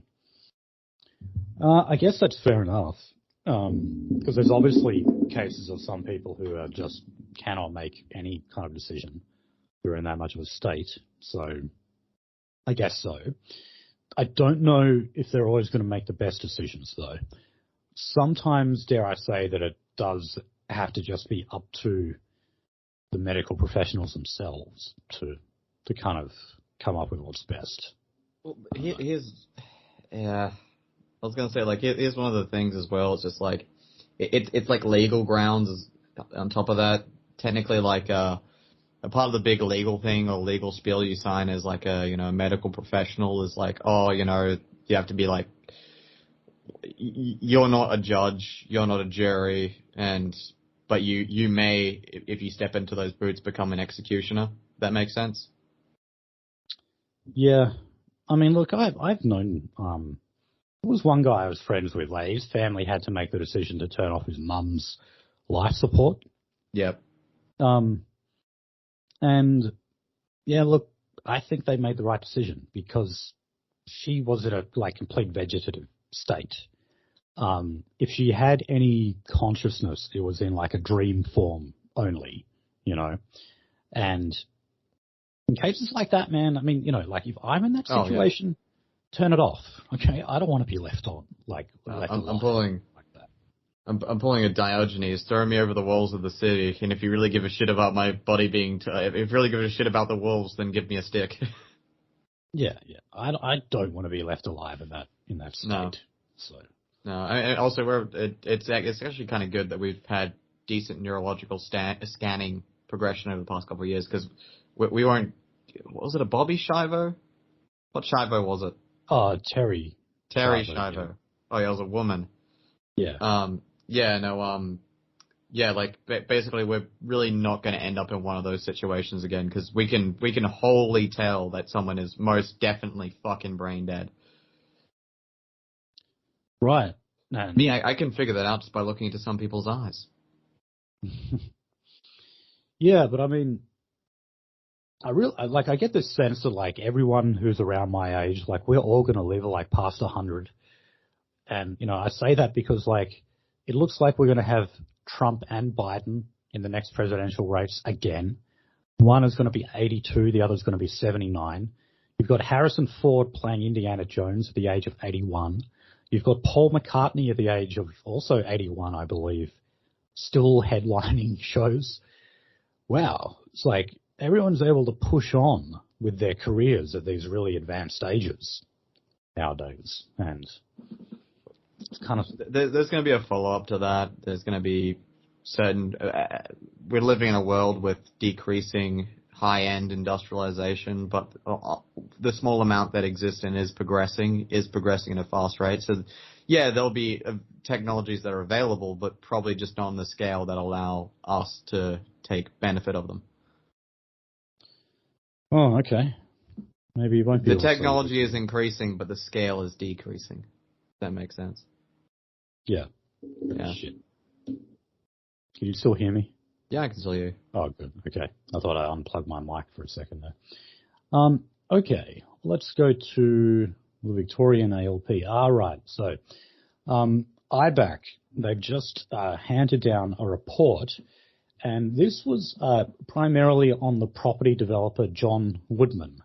Now, not of the tribe, or at least not that I could find in the brief time I just spent Googling him. But anyway, he's one of Victoria's richest property developers. And what they found was he was buying access to politicians. This included the Andrews government and the previous coalition government. So both sides of politics here.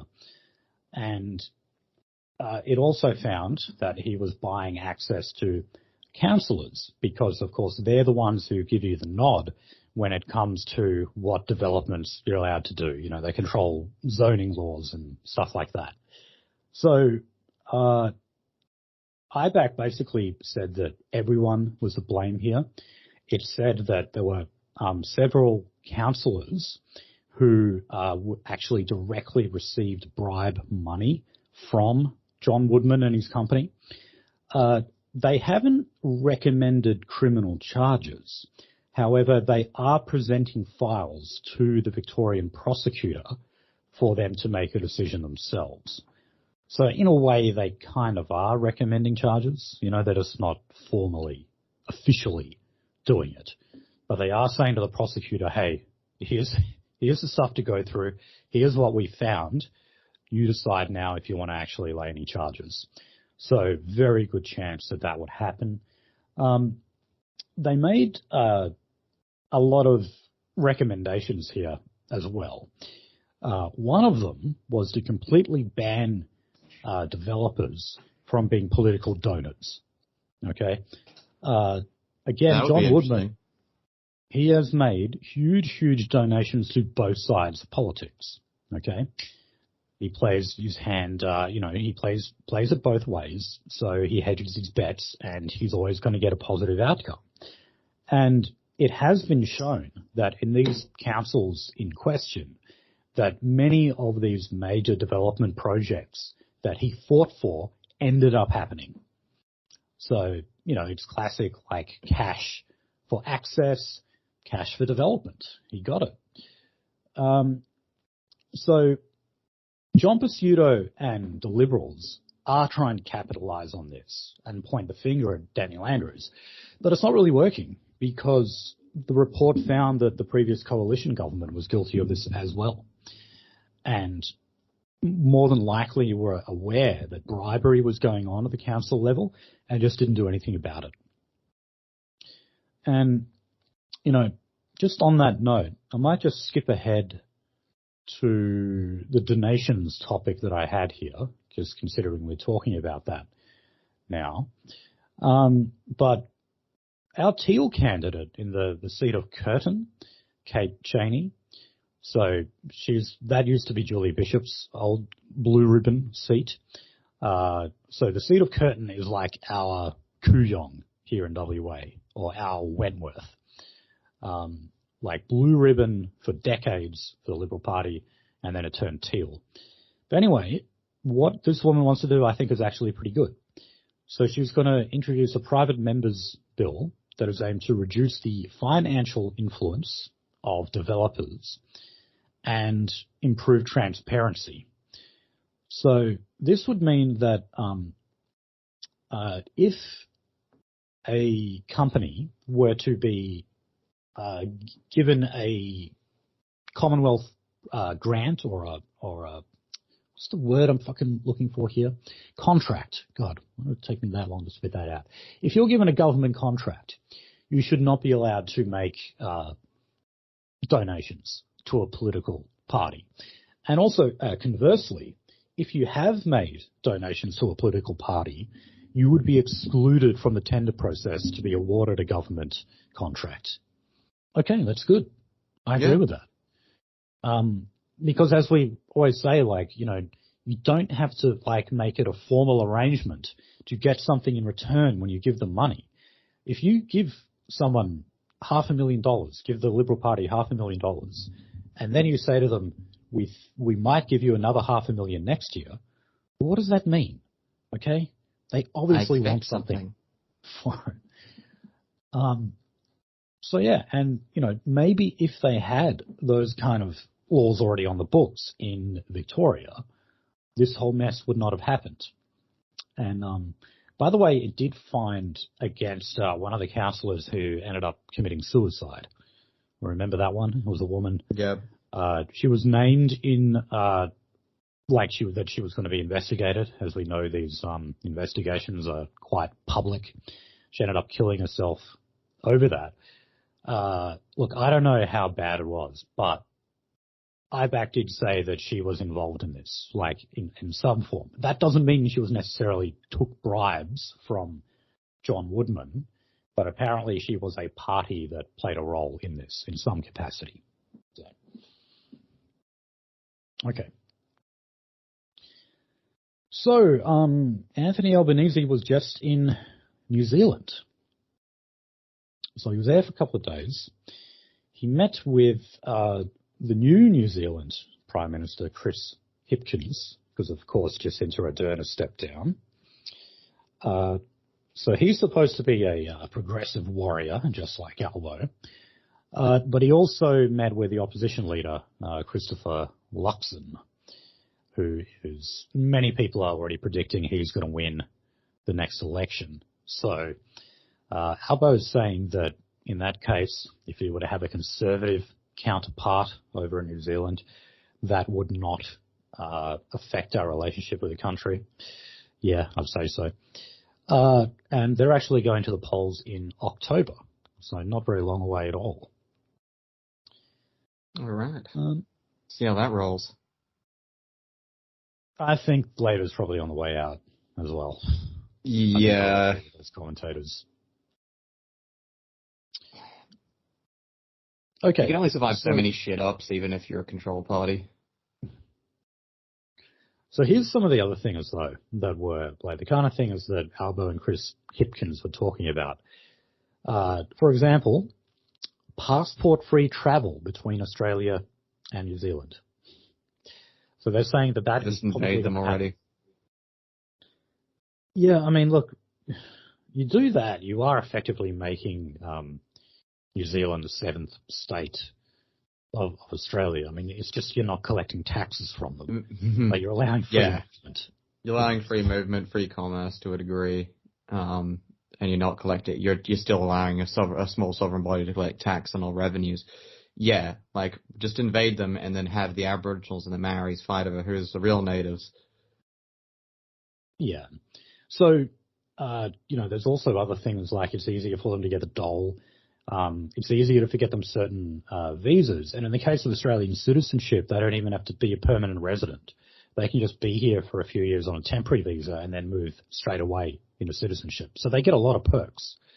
And look, back in the day, I wouldn't have cared.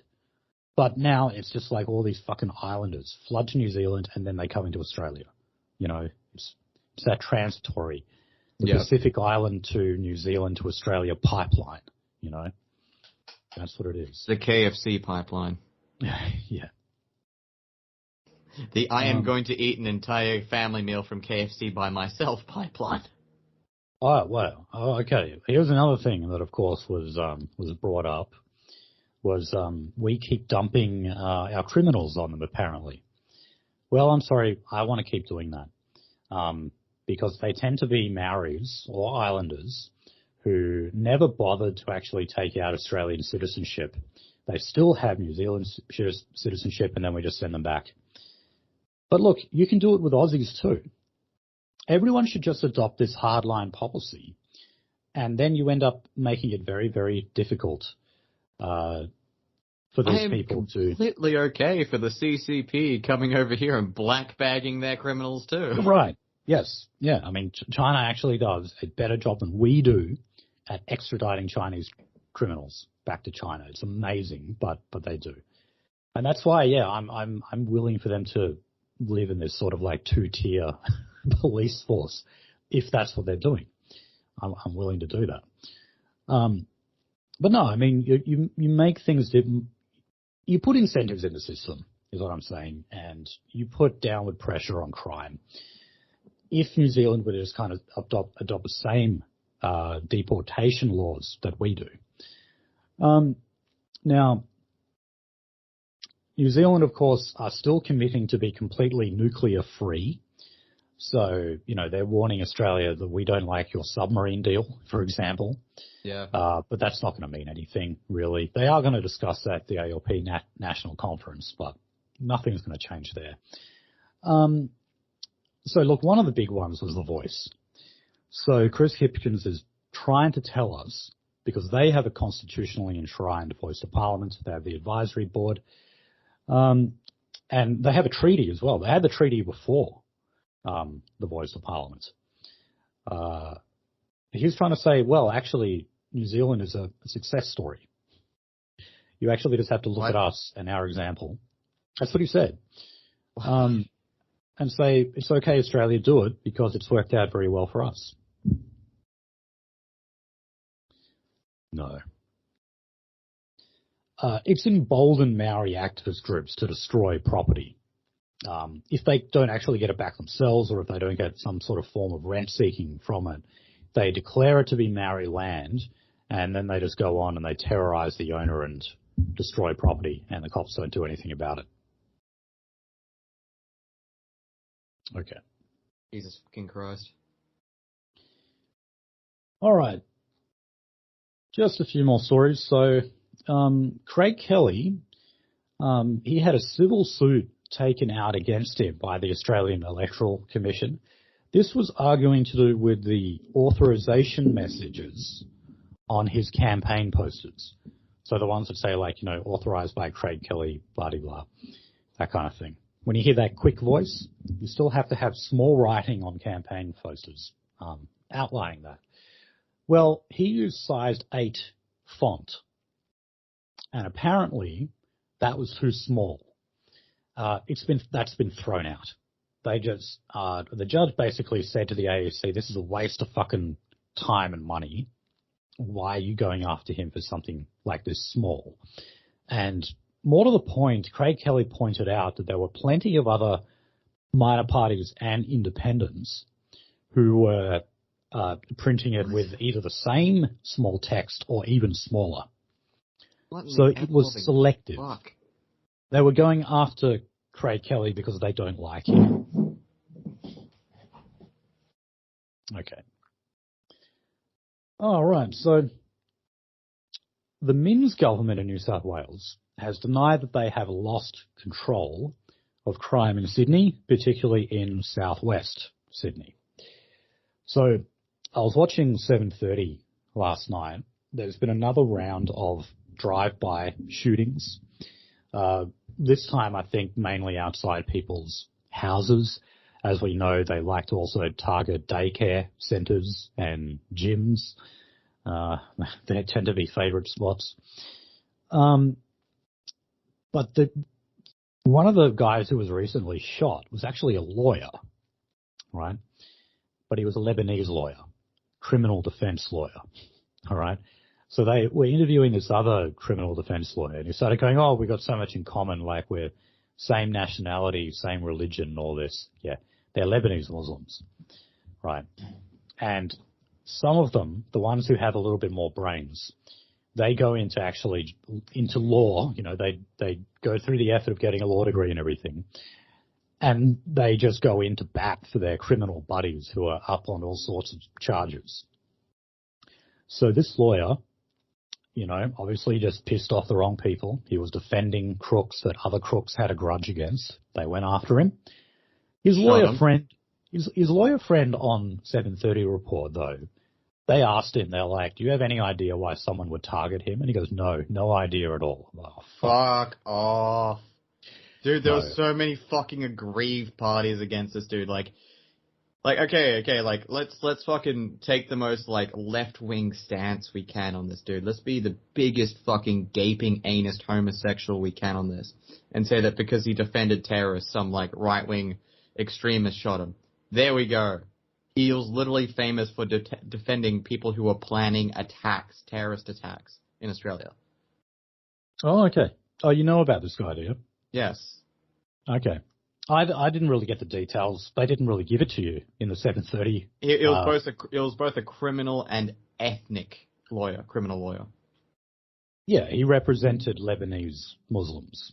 Yes. In West Sydney. Yeah. I mean, that much I could tell, because the guy speaking was clearly a Lebanese Muslim, and he said we were of the same nationality and religious background, and we're both lawyers, and we both work in criminal defence. I'm like, oh yeah, well, I wonder what you're fucking doing.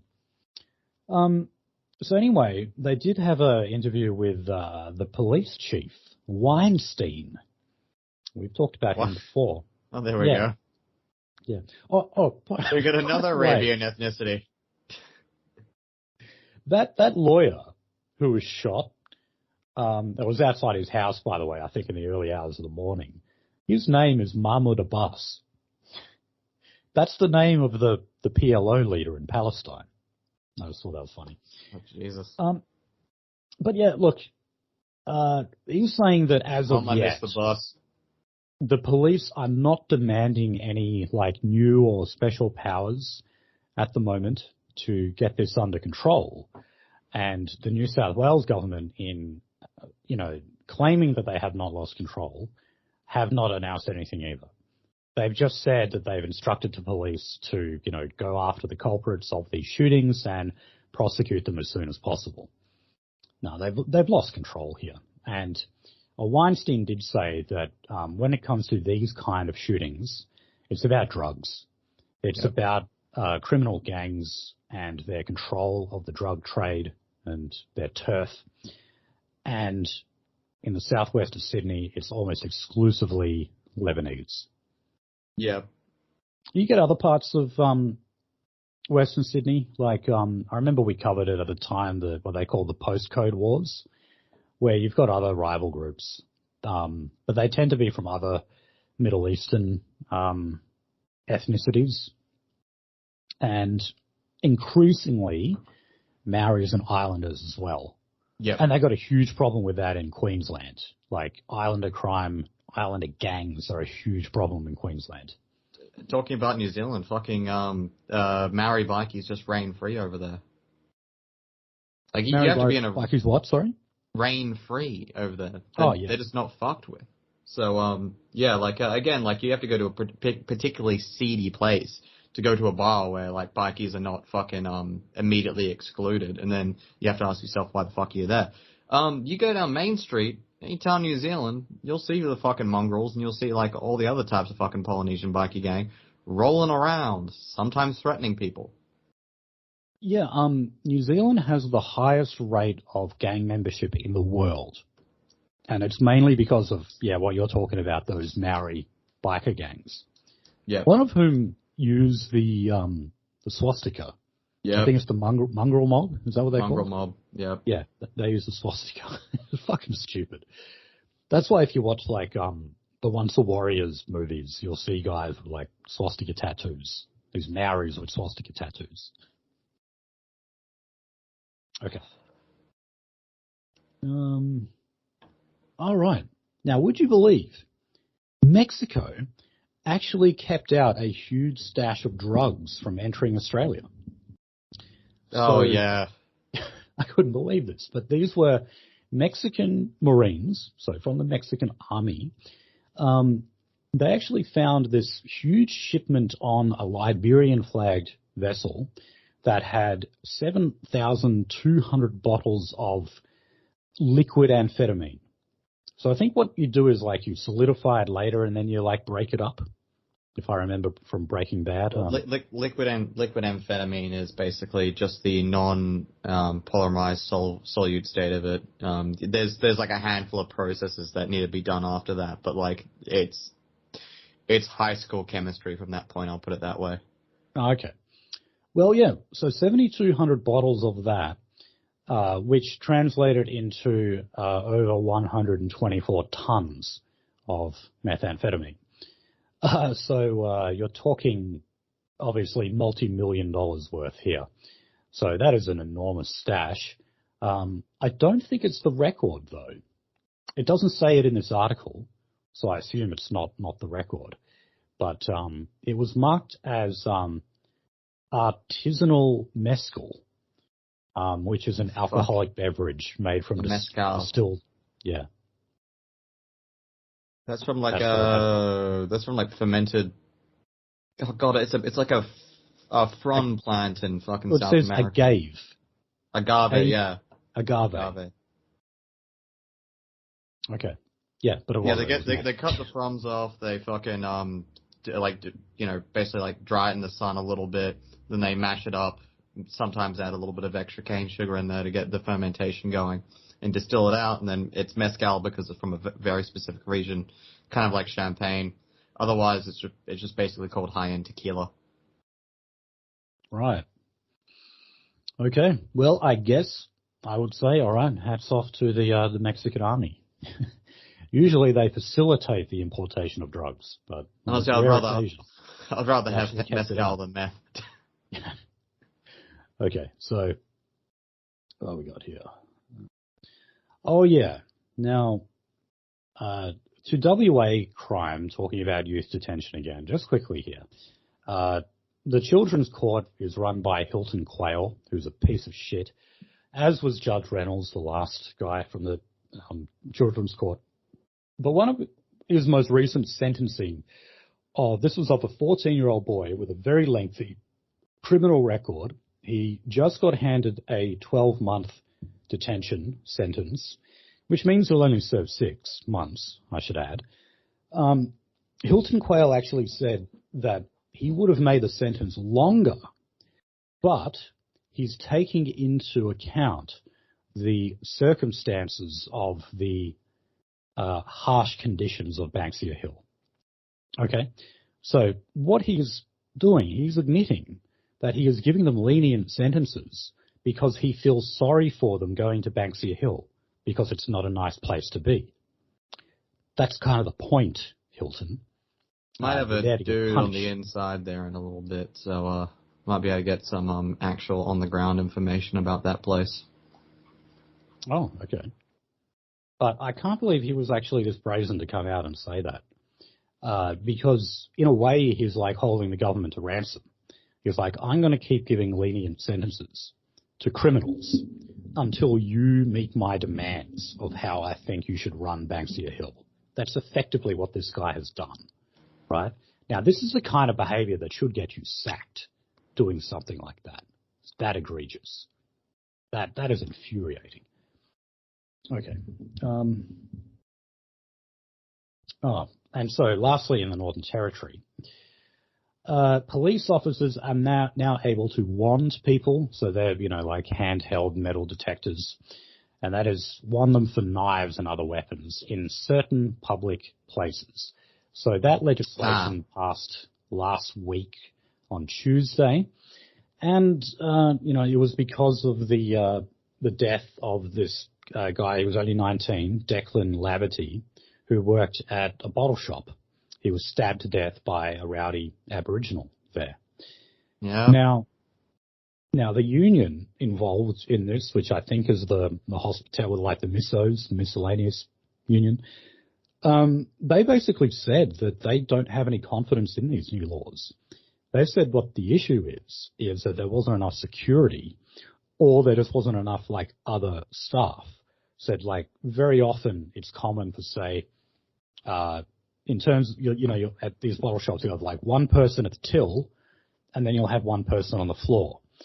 And that makes that one person on the floor very vulnerable to being stabbed, for example. And they're right. So, it doesn't really matter that they can wand all these people down. You're not really going to stop it. And if they don't use a knife, they'll use their fists. I mean, they're in a bottle shop. What's to stop them? Yeah, I was going to say, improvised weapon.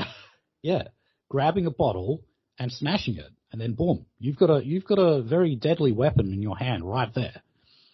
So, it's also just you need to get harsher on Aboriginal crime, just generally. You need to implement a bit of broken windows policing, meaning that you need to crack down even on minor crime so that you prevent larger scale crime from eventually happening.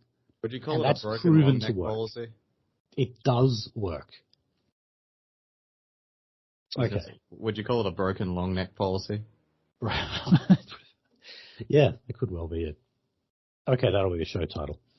I came up with the zinger earlier and I completely forgot what the fuck I said, so I was just like, I'm just going to make another one. There we go. Broken long neck policy. Okay. All right. A few more questions to round it out. Topics. So the major Metro West project in Sydney, it's a $25 billion project, might be scrapped altogether.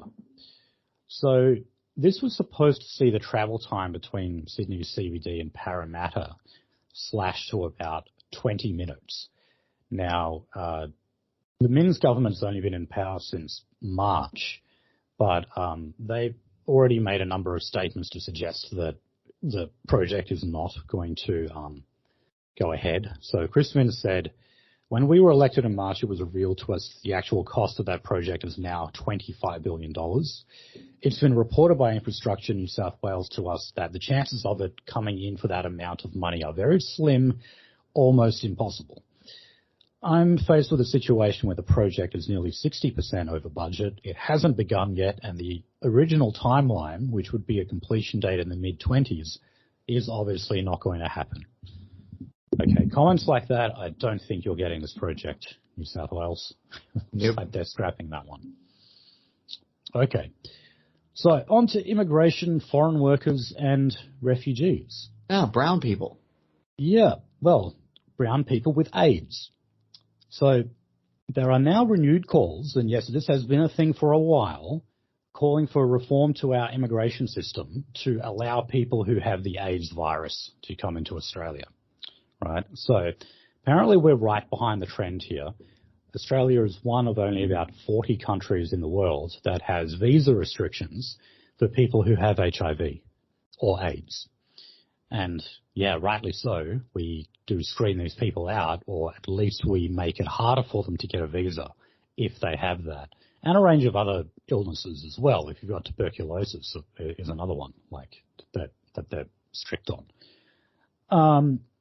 And you know, because I saw this on TV as well on the ABC news, and when they were talking about like why they needed a reform in this area, one of the reasons they gave was the fact that if you've got AIDS, you just keep living now, you know, like it's not a death sentence anymore.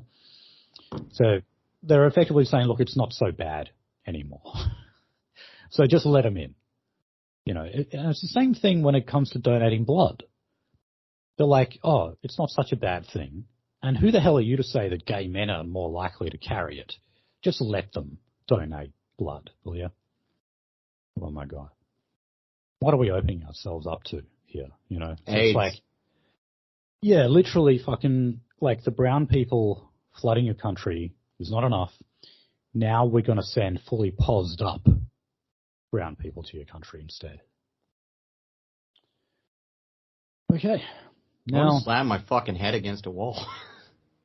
Well, look, the next stories are not getting any better for you. So, on foreign workers, again, renewed calls to relax the restrictions on working visas to make them easier, to make them cheaper to get. And the reason this time is because the UK has announced that they are doing that. And that is specifically to get tradespeople, particularly those who work on construction sites, to attract that kind of skilled labour to the UK for their construction projects. So the Master Builders Association is saying, well, we're going to lose all of those people to the UK, so therefore we've got to implement the exact same laws. They've been losing that to Australia for quite some time. Yeah, but like also it's like we were just talking about all the construction companies going bust here. It's like, yeah, what projects are they going to work on? Yeah, exactly. But yeah, like there was a nearly actually coming up to a month a bit ago that I wasn't working at all just because I worked in an industry adjacent to that and no one was doing shit. So it was just like, okay, well, I guess I'm doing nothing. Guess I'm just twiddling my thumbs. So I just went back to fucking day trading. Right. But I mean, you know, this is another one of those race to the bottom type things where it's like, this country is importing lots and lots of cheap labour and therefore paying their workers less and contributing to less safe work sites and all the rest that comes with it. So that means we have to do the same thing. You have to copy that. Let's fuck ourselves just as hard. Neoliberalism is a contagious disease. Neoliberalism is having people with AIDS come into your country. Yeah. All right, just 3 more stories. I'll just do this quickly. The refugees one, look, this is probably a bigger story that demands more of my attention, and I have not really looked into it, so I'll just quickly comment on it. But this was to do with Peter Dutton being briefed by the Australian Border Force about this contractor, Radiance International, who apparently were bribing officials when it came to contracts that they had with the Department of Home Affairs for offshore processing. So I'm not sure if they were a building company. I'm not sure what they did, but I know that they worked on Nauru, for example, and apparently they were engaging in corrupt conduct and bribing officials. Peter Dutton is saying that he has no knowledge of this. He doesn't remember ever getting briefed, even though Border Force is basically saying that they have the record of it. They have the minutes, but they don't have the details. I don't know. I would say, yeah, maybe that was happening, but it's who cares? And apparently it was happening back when Chris Bowen was immigration minister as well. So, it'll be another one of those cases where kind of both sides are to blame. Okay. Tim Matheson. Do we remember who that guy is? Ah, yes, the man in the cuck So he was the first bloke. Julia Gillard's partner, they never got married. He was actually a divorcee, and he had one child out of wedlock when he was in his late teens, and then he had 2 children in a marriage later on. And I learned this from David actually, that the Julia Gillard and Tim Matheson actually separated back in 2021, but it was only made public last year or so. He was such a non-person that, did it even fucking matter? No, not really. He was a hairdresser. But I know that he did get favoritism from Jewish groups, though. He landed a job, some lucrative job that the Jews close to Julia Gillard got him. I remember we went over this when we were discussing. Even beards get payment. Yeah. So anyway, he has been charged with sexual assault. Now, I just have to read this out. This is what the magistrate court has written on the charge sheet against him. The accused at Brunswick East in Victoria on March 13 last year intentionally touched the complainant by sucking her nipple without consent in circumstances where the accused did not reasonably believe that consented to the touching. He sucked some woman's tit without consent in March of last year. Now, all right. Now, how that happened, I have no idea how that came about. But what the fuck? Was that in public? Did he just do it to some random woman on the street or whatever? I don't know. We don't really have any details on that left yet. Okay, last story. The ALP's national conference is being held this month, August. I forget when exactly, but just 2 quick things to report. One is that they think that the left party may emerge from this meeting as the dominant party, faction, I should say. So, the right faction, since the days of Whitlam, if you can believe it or not, Whitlam was part of the right faction. They've been ruling the roost, and one of the reasons for that is because it just kind of means they can escape being tarred as radicals, They tried to do that a bit with Gillard, say she was a radical socialist because she was from the left faction. Sky News tries to do that now with Albo. But they also try to say that he was a Corbynite. And that's the other thing about this conference. Various Jewish groups are warning the Labour Party to not recognize Palestinian statehood, because that apparently is going to be on the agenda of this meeting. And given historically the left faction of the Australian Labour Party has been pro-Palestine, they're afraid with that faction ascendant, that resolution might actually be passed. And they've said similar things about here in WA as well, because Roger Cook is from the left faction. Mark McGowan was not factionally aligned.